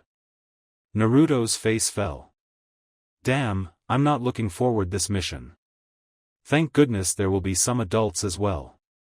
Who are you going with, besides Hanabi and your sibling sensei? Haku asked. Itachi is going to lead the mission. There's also Anko's team, Naruto said. I didn't know Anko-san had a team, Haku observed. And you guys aren't going to believe who they are, Naruto said, as incredulity returned to his voice. Remember those Otogakure ninjas that we fought during our first C-rank mission, and then when Orochimaru kidnapped my siblings? A boy that used sound waves, another boy that shot pressurized air blasts from his palms, and a girl that used both Senbon and Genjutsu. Are you talking about those? Haku asked. Naruto was surprised that Haku was able to remember them so well, given that, unlike Hinata and him, the ice ninja didn't get to fight them a second time. Sensing Naruto's bafflement, he added. Zabuza-sama trained me to memorize every ninja I met, as well as their more significative abilities. Even the weaker ones? Hinata asked. Especially the weaker ones, Haku emphasized. While a strong ninja is hard to forget, a weak one is. And said weak ninja can train to become stronger. Even if they develop new abilities, at least you have a base of knowledge of what to expect. That's very thorough of Zabuza-san, Hinata praised, sounding genuinely impressed. Haku smiled in return. Zabuza-sama didn't become part of the 7 ninja swordsmen by being a mediocre ninja, you know. There will be times in which there won't be any chance to check a bingo book, or you won't have one with you. Heh, now I wish Zabuza didn't decide to stay in Kiri. We could use his help against Akatsuki, Naruto said. He saved both you, Tenten and Karen-nichan from that Oto ninja with the bone blood limit. Fortunately, we have other strong ninjas in Konoha we can rely on, Hinata said, as her eyes drifted towards Naruto, and smiled. You, for example. If I was that strong Naruto began. No, Hinata firmly cut him, raising a hand. Don't finish that sentence, you hear me? You're a strong ninja, and I don't want to hear you saying otherwise, Hinata insisted, her stare becoming harder. You need to be strong if you want this mission to succeed and to bring everybody home safe. Iya, you're right, Naruto replied, forcing himself to smile, something Hinata echoed. I can't just mope and pity myself. I have to give my best. There's no more room for failure. That's the spirit, Naruto-kun. Hinata cheered. Okay, my shadow clones had finished packing my stuff, Naruto said, as the new information entered his mind. I better get going. Understood. Good luck, Naruto-kun, Hinata said. I'll hope for your safe return, Haku added. Thank you guys. I'll make sure to carry your part of the weight while you're absent, Naruto replied, as he leaped away from the park. Then, he whispered, I'll make you guys proud. Akatsuki Hideout, undisclosed location. The next day 8 spectral shadows were standing in a circle, their eyes being the only part of their bodies that weren't blurred. Unlike other times, nobody was physically there. I'm glad that you could answer my call so quickly, Obito began. This is an urgent matter. My spies from Konoha has told me that the Jinchuriki of the Four Tails, Rashi, has been found. The rest of the Akatsuki began to grumble among themselves.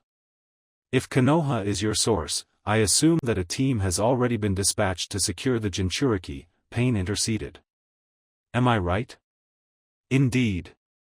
They're crossing the land of fire as we speak. It was Zetsu, the black half, who answered the question. Of course. That means that we need to dispatch somebody else to deal with the Jinchuriki as well, Pain continued. Konoha already has 2 Jinchuriki behind their walls. Letting them have more would be problematic in the long run. The question would be then, who should we send to deal with this new development? Conan asked. Obito cleared his throat. If I may make a suggestion, I already have 2 candidates in mind. Several days later the group spend the next days traveling through the land of fire, leaping from one tree branch to the other, stopping occasionally to rest.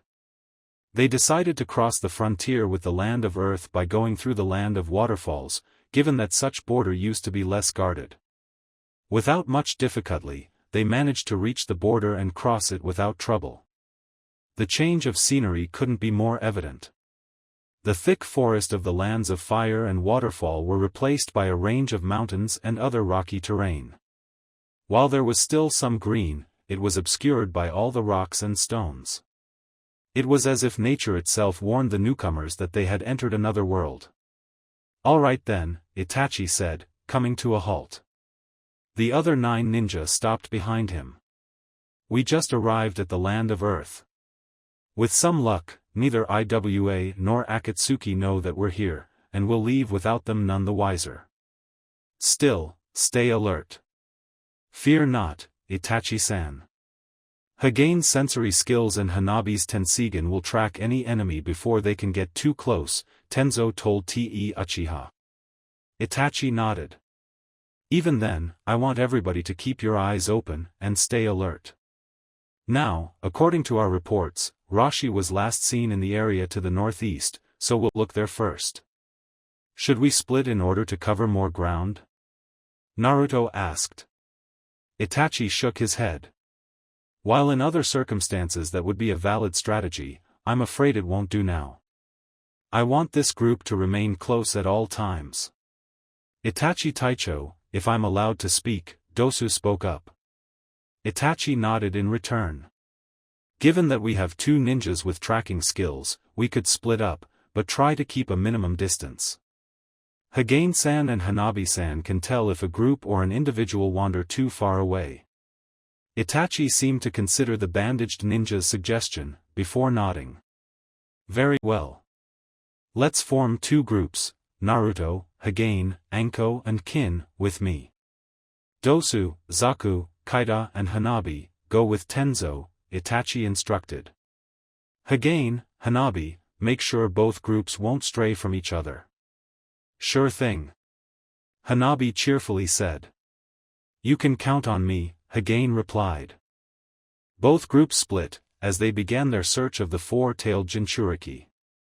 Itachi's group went to the northwest, towards a mountain range, while Tenzo's headed towards the west, heading to a series of rocky paths that lead to Iwagakure. However, soon Itachi commanded his half of the group to stop. Huh? Naruto asked, a bit confused. Itachi didn't say anything, bit his thumb before making a series of 5-hand seals, and slammed his palm into the ground. Summoning Jutsu. Itachi's jutsu produced a small burst of smoke. After a couple seconds, the smoke dispelled, revealing a small murder of crows at the Uchiha's feet. Itachi dug into his ninja tool pouch, until he found what he was looking for, a small picture of Rashi. My group and I are looking for this man, Itachi said as he knelt down, while making sure the crows could see the man in the picture. Could you help us track him down? He may be around this area. One of the crows cawed affirmatively, before the whole murder flew away in different directions. Neat, Kin praised, before he looked at Anko. Anko-sensei, why didn't you think in summoning snakes to help us search? Hey, good idea, girl, Anko replied, as she summoned a few small-sized snakes. Alright, we're searching for an old man. IWA ninja, red hair, red beard. Probably exudes a powerful chakra since he's a Jinchuriki. Are you up to the task? The snakes wordlessly spread around, quickly slithering until they were no longer visible. Anko decided to take that answer as a yes. Alright then, while the crows and snakes search, let's keep looking for Rashi on our own, Itachi commanded. Stay close, and keep your eyes open for a potential ambush, either from Akatsuki or IWA ninjas. Everybody nodded, and followed Itachi's lead. Tenzo's group moved to the west, with the adult heading the group, followed by Dosu and Haku, and Hagane at the rear, while Hanabi was flying a couple meters above them, her Tensigen constantly scanning the area. As they ran, Zaku and Dosu started to talk among themselves. You know, that man who can use wood release, Dosu began. I think I know who he is. Huh? Zaku replied. Back when he was a Konoha ninja, Orochimaru Samorochimaru, Dosu corrected himself, despite the fact that Anko wasn't nearby. Orochimaru made several experiments to see if he could replicate wood release in somebody else. Apparently, that man was the only success. Huh? If Orochimaru could do that, why didn't we have an army of wood release users when we attacked Konoha? Zaku asked. Dosu merely shrugged. Beats me. Maybe he ran out of the first Hokage's DNA. Or that guy was just a fluke. Guess that would explain why he wanted to kidnap those brats to begin with, if one of them had wood release, Zaku guessed. Kind of ironic that we're working alongside them. Yes, Orochimaru started as a ninja of Konoha, before creating Otogekure, Dosu began. While we started as Oto ninjas, but now we're working with Konoha. Fate has a twisted sense of humor. You know, my cousin used to speak that way, Hanabi suddenly said, as she suddenly appeared between the two. She grinned at them. My sister told me about you too, and that girl you hang out with. She beat all three of you on her own. That's in the past, girl. Now we're much stronger than before. Zaku angrily retorted. I find that doubtful, Hanabi said, as she fixed her eyes on Zaku. She has the power of a Kage now. And when I'm able to control my power, so will I, girl, shouldn't you be keeping an eye on the surroundings, in case the Jinchuriki or potential enemies appear? Dosu pointed out. You might be powerful, but by forsaking your duty to trade barbs with us, you're showing how poor of a ninja you are. HMPF. Hanabi grumbled, but apparently listened to Dosu's words, and flew back into the sky. Good one, Dosu. You showed that girl, Zaku said with a grin of satisfaction. And you shouldn't let a young girl bait you like that, Dosu chastised his teammate. Keep your mind on the mission. Zaku's smirk disappeared, and turned his eyes forward. HMPF. Whatever. No need to be such a stick in the mud. Our subpar performance was what led to our capture, Dosu replied. Even if we now have to throw our lot with Konoha, I'll make sure the past won't repeat itself again. As the Uchiha took the group near the edge of the mountain, he gestured Naruto to come closer. The blonde did so. What's up, Itachi? Saw something?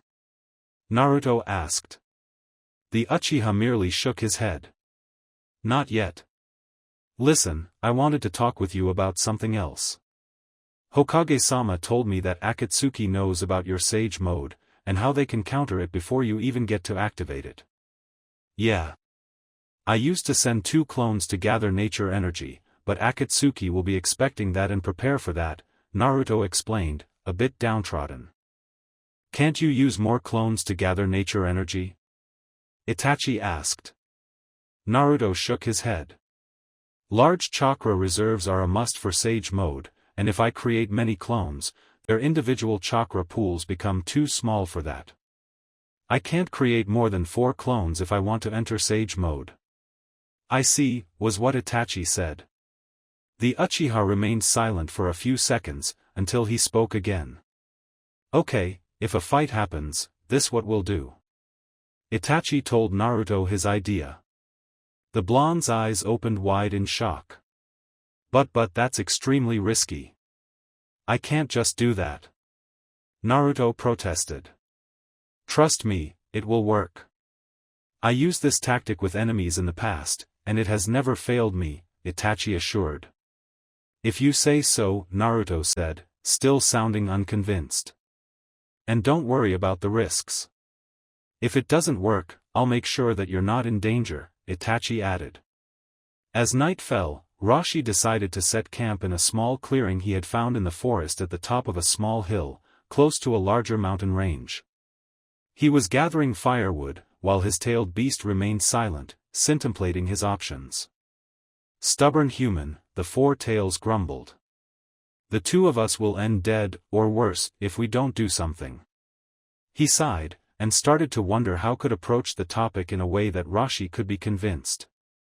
That's it, until his meditation was interrupted. He sensed a foreign presence, one that he hadn't sensed in pretty much decades. It can't be, the giant ape thought. It couldn't be hey, you idiotic primate, a voice resounded inside his head. It could be. Kurama, the 4 tails identified the voice. Fancy meeting you here. Shut up and listen, you dumb shit flinger, Kurama harshly snapped. The 4 tails let out a long sigh. Son Goku. I'm Son Goku. Would it kill you to call me by my name, Kurama? It's bad enough when the humans do it, but to hear it from a brother I told you to shut up, the 9 tails ordered. And don't even dare to say my name aloud. Only those worthy are allowed to say it. Son Goku decided it was for the better not to argue with his 9-tailed sibling. Very well then, you seem troubled. What's the matter? There's not much time, so I'll try to summarize it as best as I can, the 9 tails began.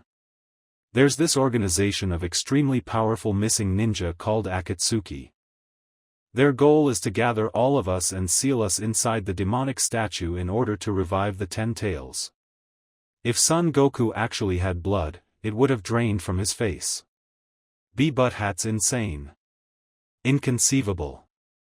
If the 10 tails returns, then this world will be done for. Why any human would want to do that?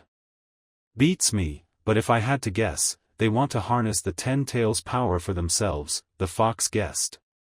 Foolish humans and their lust for power. Son Goku would have agreed with that, but now other concerns occupied the giant ape's mind. Wait a minute, for somebody to summon the demonic statue they would need to possess a Rinnegan, and no such human has been born since our father died, Son Goku reasoned. And that's where you're wrong, brother. Another Rinnegan wielder exists. Not to the same level of father, but fairly powerful as well, the 9 tails revealed. Listen, how such human came to be or what the Akatsuki want to do with the 10 tails is irrelevant. We need to focus on making sure whoever are left among us remain free. Relatively speaking. Now, my Jinchuriki and other Konoha ninjas are scouring the are looking for yours. You must convince your human to come to us, before you also fall pretty to the Akatsuki. So that's what happened to the others, Son Goku reasoned. I guess that, besides you and me, the only ones left are Chomei and Gyuki, right? I think so, but there's no point in dwelling on that. Do what I said. The fox ordered. I would gladly try, but I doubt Roshi will listen to me. I've been trying to tell him to seek shelter for the past few months, as I started to sense how our siblings started to vanish one by one, Son Goku replied, sounding a little frustrated. Even with this new information, I don't see him listening to me. Son Goku could hear his nine-tailed sibling loudly groaning for several seconds. Okay, new plan. Can you at least make sure the idiotic human stays in the same place? The fox asked. He's currently setting camp to pass the night, so that won't be a problem, Son Goku asked. Very well. I'm going to focus on your position and direct the Jinchuriki and the rest of his group towards you. After that, the humans will take care of the situation, the fox explained. It's possible that Rashi might not want to go with them, Son Goku told him, worried by the possibility. They may end up fighting. If that happens, then don't do anything, the Nine Tails ordered. And don't assist your Jinchuriki. I find unlikely that he alone will be able to defeat the entire group my Jinchuriki is part of. Very well, brother. I shall be waiting for you, Son Goku said, as he felt his stubborn sibling's presence slowly vanish. It might not be too late for us after all. Shortly after this happened, not far away from there, Naruto felt a tugging sensation coming from within. Knowing what it was, he allowed himself to be pulled, and closed his eyes. When he opened them, the Nine Tails was in front of him. What do you want? I'm kind of busy now, Naruto asked, not in the mood to deal with the grumpy fox. Yeah, I know, looking for my foolish brother, the Nine Tails said. Which, by the way, I already found. You're welcome for doing your job, by the way. Naruto grew excited, and ignoring the sarcasm, he asked. Really? Where is he? In a forest at the top of a small hill, surrounded by bigger mountains. Follow my indications and you'll be able to reach his position, the Nine Tails instructed. Naruto beamed in response. Thank you, Fox, you're a lifesaver. The Nine Tails grumbled a profanity. I don't do it to help you or your race, but to make sure the 10 Tails is not revived. Now move your ass already. Naruto found himself once again in the real world after being abruptly ejected from the Nine Tails pocket dimension. Itachi was looking at him with mild concern. Are you okay, Naruto? The Uchiha asked. You zoned there for a moment. Naruto smiled, and nodded. I've been talking with the Nine Tails. He said he has located the Four Tails position. Come on, follow me. As Rashi heated a piece of meat in front of the campfire, a feeling of uneasiness washed over him. It started when he swore he was feeling his tenant talking to somebody else, almost in a whisper. But that couldn't be, right? Rashi was the only one that Monkey was able to talk to, for a rather obvious reason. What could that ape be scheming? Not helped by a different sense of uneasiness, it was calm. Way too calm and silent.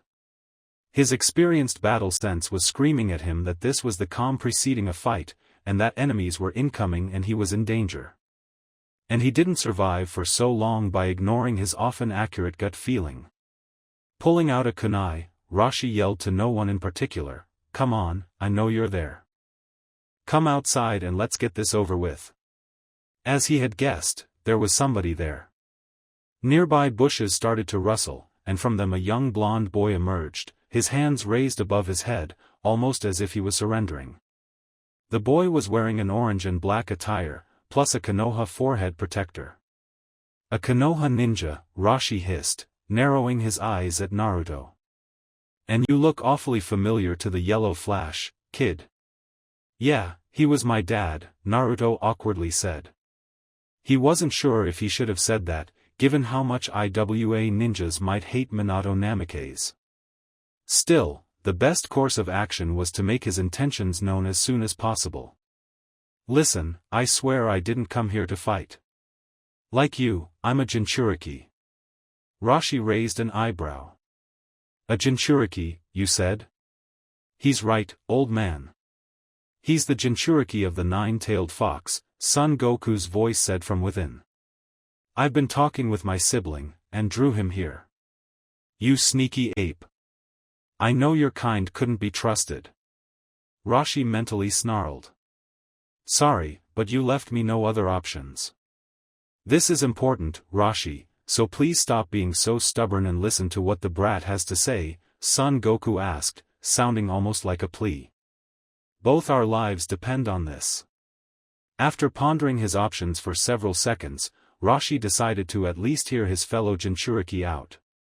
If his intentions were hostile, they would have ambushed him from the get-go, instead of coming out in the open. Alright kid, I'm listening, Rashi stated. Naruto's lips curved into a hopeful smile. Really? Great. Now, there's not much time, so I'll try to be dash, but first, Rashi interrupted him. Tell your friends to come out as well. My friends? Naruto stammered, being taken aback by such statement. Yes. I know you didn't come alone. So if you want my trust, you better not have anybody hidden waiting to strike my back at your order, Rashi told him. Naruto sighed softly, before saying, guys, come out. More rustling, followed by more Konoha ninjas emerging from behind the darkness and the vegetation. A rather diverse group, men, women, some adults, several young teens, the latter with some eye-catching appearances, like the boy covered in bandages, the white-haired twins, and a girl that looked like a Hyuga, but her eyes were something Rashi had never seen in his life. However, most of them were footnotes compared to the presence of Itachi Uchiha, one of Konoha's most powerful ninjas. You know, I'm having a hard time believing that you bring a group this large just to talk, a skeptical Rashi said. I'm going to be honest with you, Rashi-san, it was Itachi who answered. We're going to make you a proposition. If you refuse, we will capture you by force. But we aren't you enemies. Naruto chimed in, trying to downplay the inherent threat of Itachi's words. When you hear what we have to say, you'll agree to come with us. Or return to IWA, whatever you prefer. This made Rashi to raise an eyebrow. These Konoha ninja could get their hands on a lone Jinchuriki, yet they were okay with letting him return to his old home? There was something fishy about this issue. And as a good ninja does, information gathering is always a must before taking any course of action. Now if you listen to me, you'll understand everything, and why I had to bring such a large group with me, Naruto nervously said, before grinning sheepishly. Mind if we take a seat around the fire and have something to eat while we're at it? Searching for you left us quite exhausted. Rashi rolled his eyes and sighed, but motioned them to do so. Now, kid, you have my attention, Rashi told Naruto. But please don't test my patience. Very well then, Naruto nodded, as he began his explanation. You see, there's this group of missing nin called Akatsuki. Their goal is to gather all the tailed beasts in order to. Rashi listened to Naruto's story, at first with skepticism, but his willingness to believe him increased with each word. It seemed like the story had no holes, even the most ludicrous parts, like the Rinnegan or the Sage of the Six Paths had their explanation behind it, not to mention that girl with the weird glowing eyes, the Tensigan, who was a living proof of what Naruto was saying. Despite being such an outlandish story, he had to admit everything made perfect sense. And after our failure to save Utakata, only 4 of us remain, Naruto finished with a weary sigh. That's why we're trying as hard as we can to secure the remaining Jinchuriki. Listen, we aren't going to ask you to come to a village that was your home's dead sworn enemy, but at least you should go back to IWA. They can keep you safe. I don't think I'm ready to return yet, the red-headed man began, shaking his head. But I'm guessing you aren't giving me any options, right? I'm afraid not, it was Tenzo who answered. Please understand the situation is too delicate, and we can't risk anything to chance. So far you have 2 options, you let us escort you back to IWA, or you come back with us to Konoha. And if I refuse either option? Rashi tentatively asked, albeit he could figure out the answer. Even if for the untrained nothing happened. Rashi could feel how all the Konoha ninjas around him tensed up, ready to fight. Then we will incapacitate you and take you to Konoha by force, Itachi stated, his voice firm but devoid of aggression. I see, Rashi replied, looking around at the ninjas around him, measuring their potential abilities, and wondering if he could be able to fight all of them at once. Itachi alone would be a huge problem, and so was the Jinchuriki if he had a degree of control over the fox. Then there were the other 8 ninjas, who didn't look all that threatening, but one could never let appearances deceive you. If you're thinking in fighting us, I'd seriously reconsider, Itachi warned him. This group has ninjas specifically hand-picked for this task due their abilities. Many of us could defeat you alone. But please don't take it as a threat, Naruto insisted, trying to sound reassuring. If we were hostile, we wouldn't be here talking with you, nor would offer you the option to return to IWA. Please understand the situation is desperate. It sounds desperate indeed, Roshi agreed.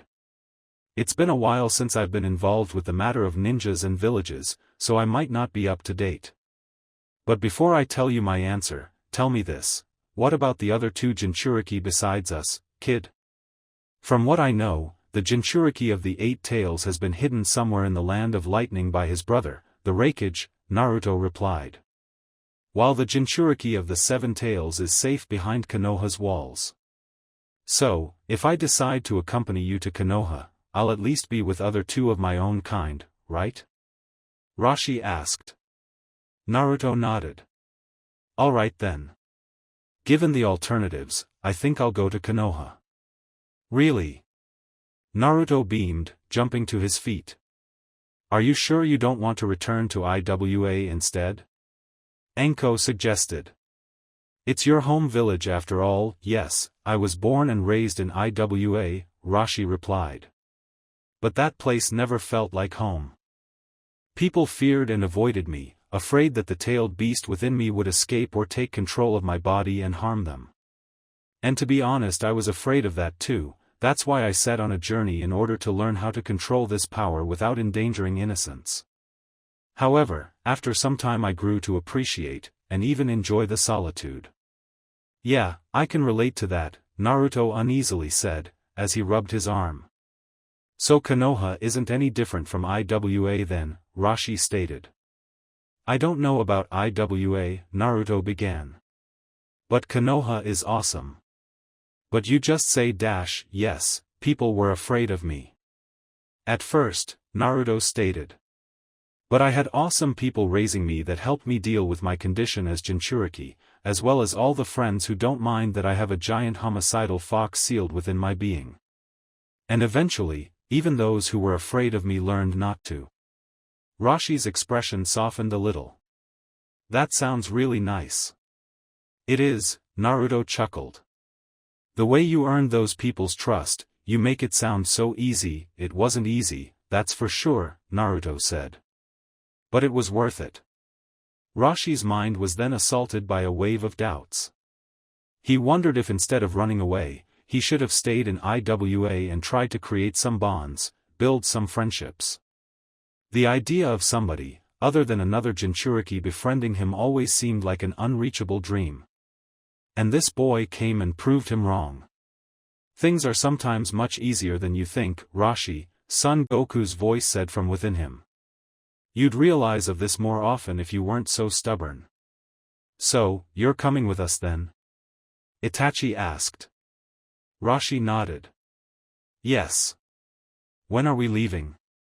I'd like to go now, but traveling by night is dangerous, especially with such a large group like this one, Itachi said. We'll wait for dawn to break, and we'll head to the land of fire. Understood, Roshi nodded. Let's continue eating and have a nice rest then. A long journey will be waiting for us when the sun rises. The next day the group of now 11 ninjas were undoing the journey those from Konoha had done the days before. Fortunately, no Akatsuki nor Rock ninjas had decided to ambush them at night, and all of them were pretty rested. Combined with the fact that it took pretty little time to convince Roshi to go with them, morale was overall high. At this pace, we will be able to reach the border with the land of waterfalls in less than a day, Itachi announced. We will avoid nearby towns in order to keep a low profile. If everything goes well, I estimate that we will be back in Konoha in less than a week. Everybody nodded, with Naruto smiling as well. He did it. He was finally going to save another Jinchuriki after the string of failures following Fu's near capture. "So, Naruto," Rashi began. "How it's Konoha?" "Oh, it's awesome," the blonde beamed. "It's really pretty, surrounded by forests and some mountains.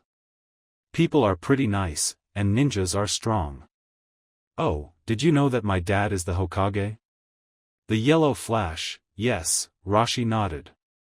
"No, that's my biological dad," Naruto said. "But guess you have a point.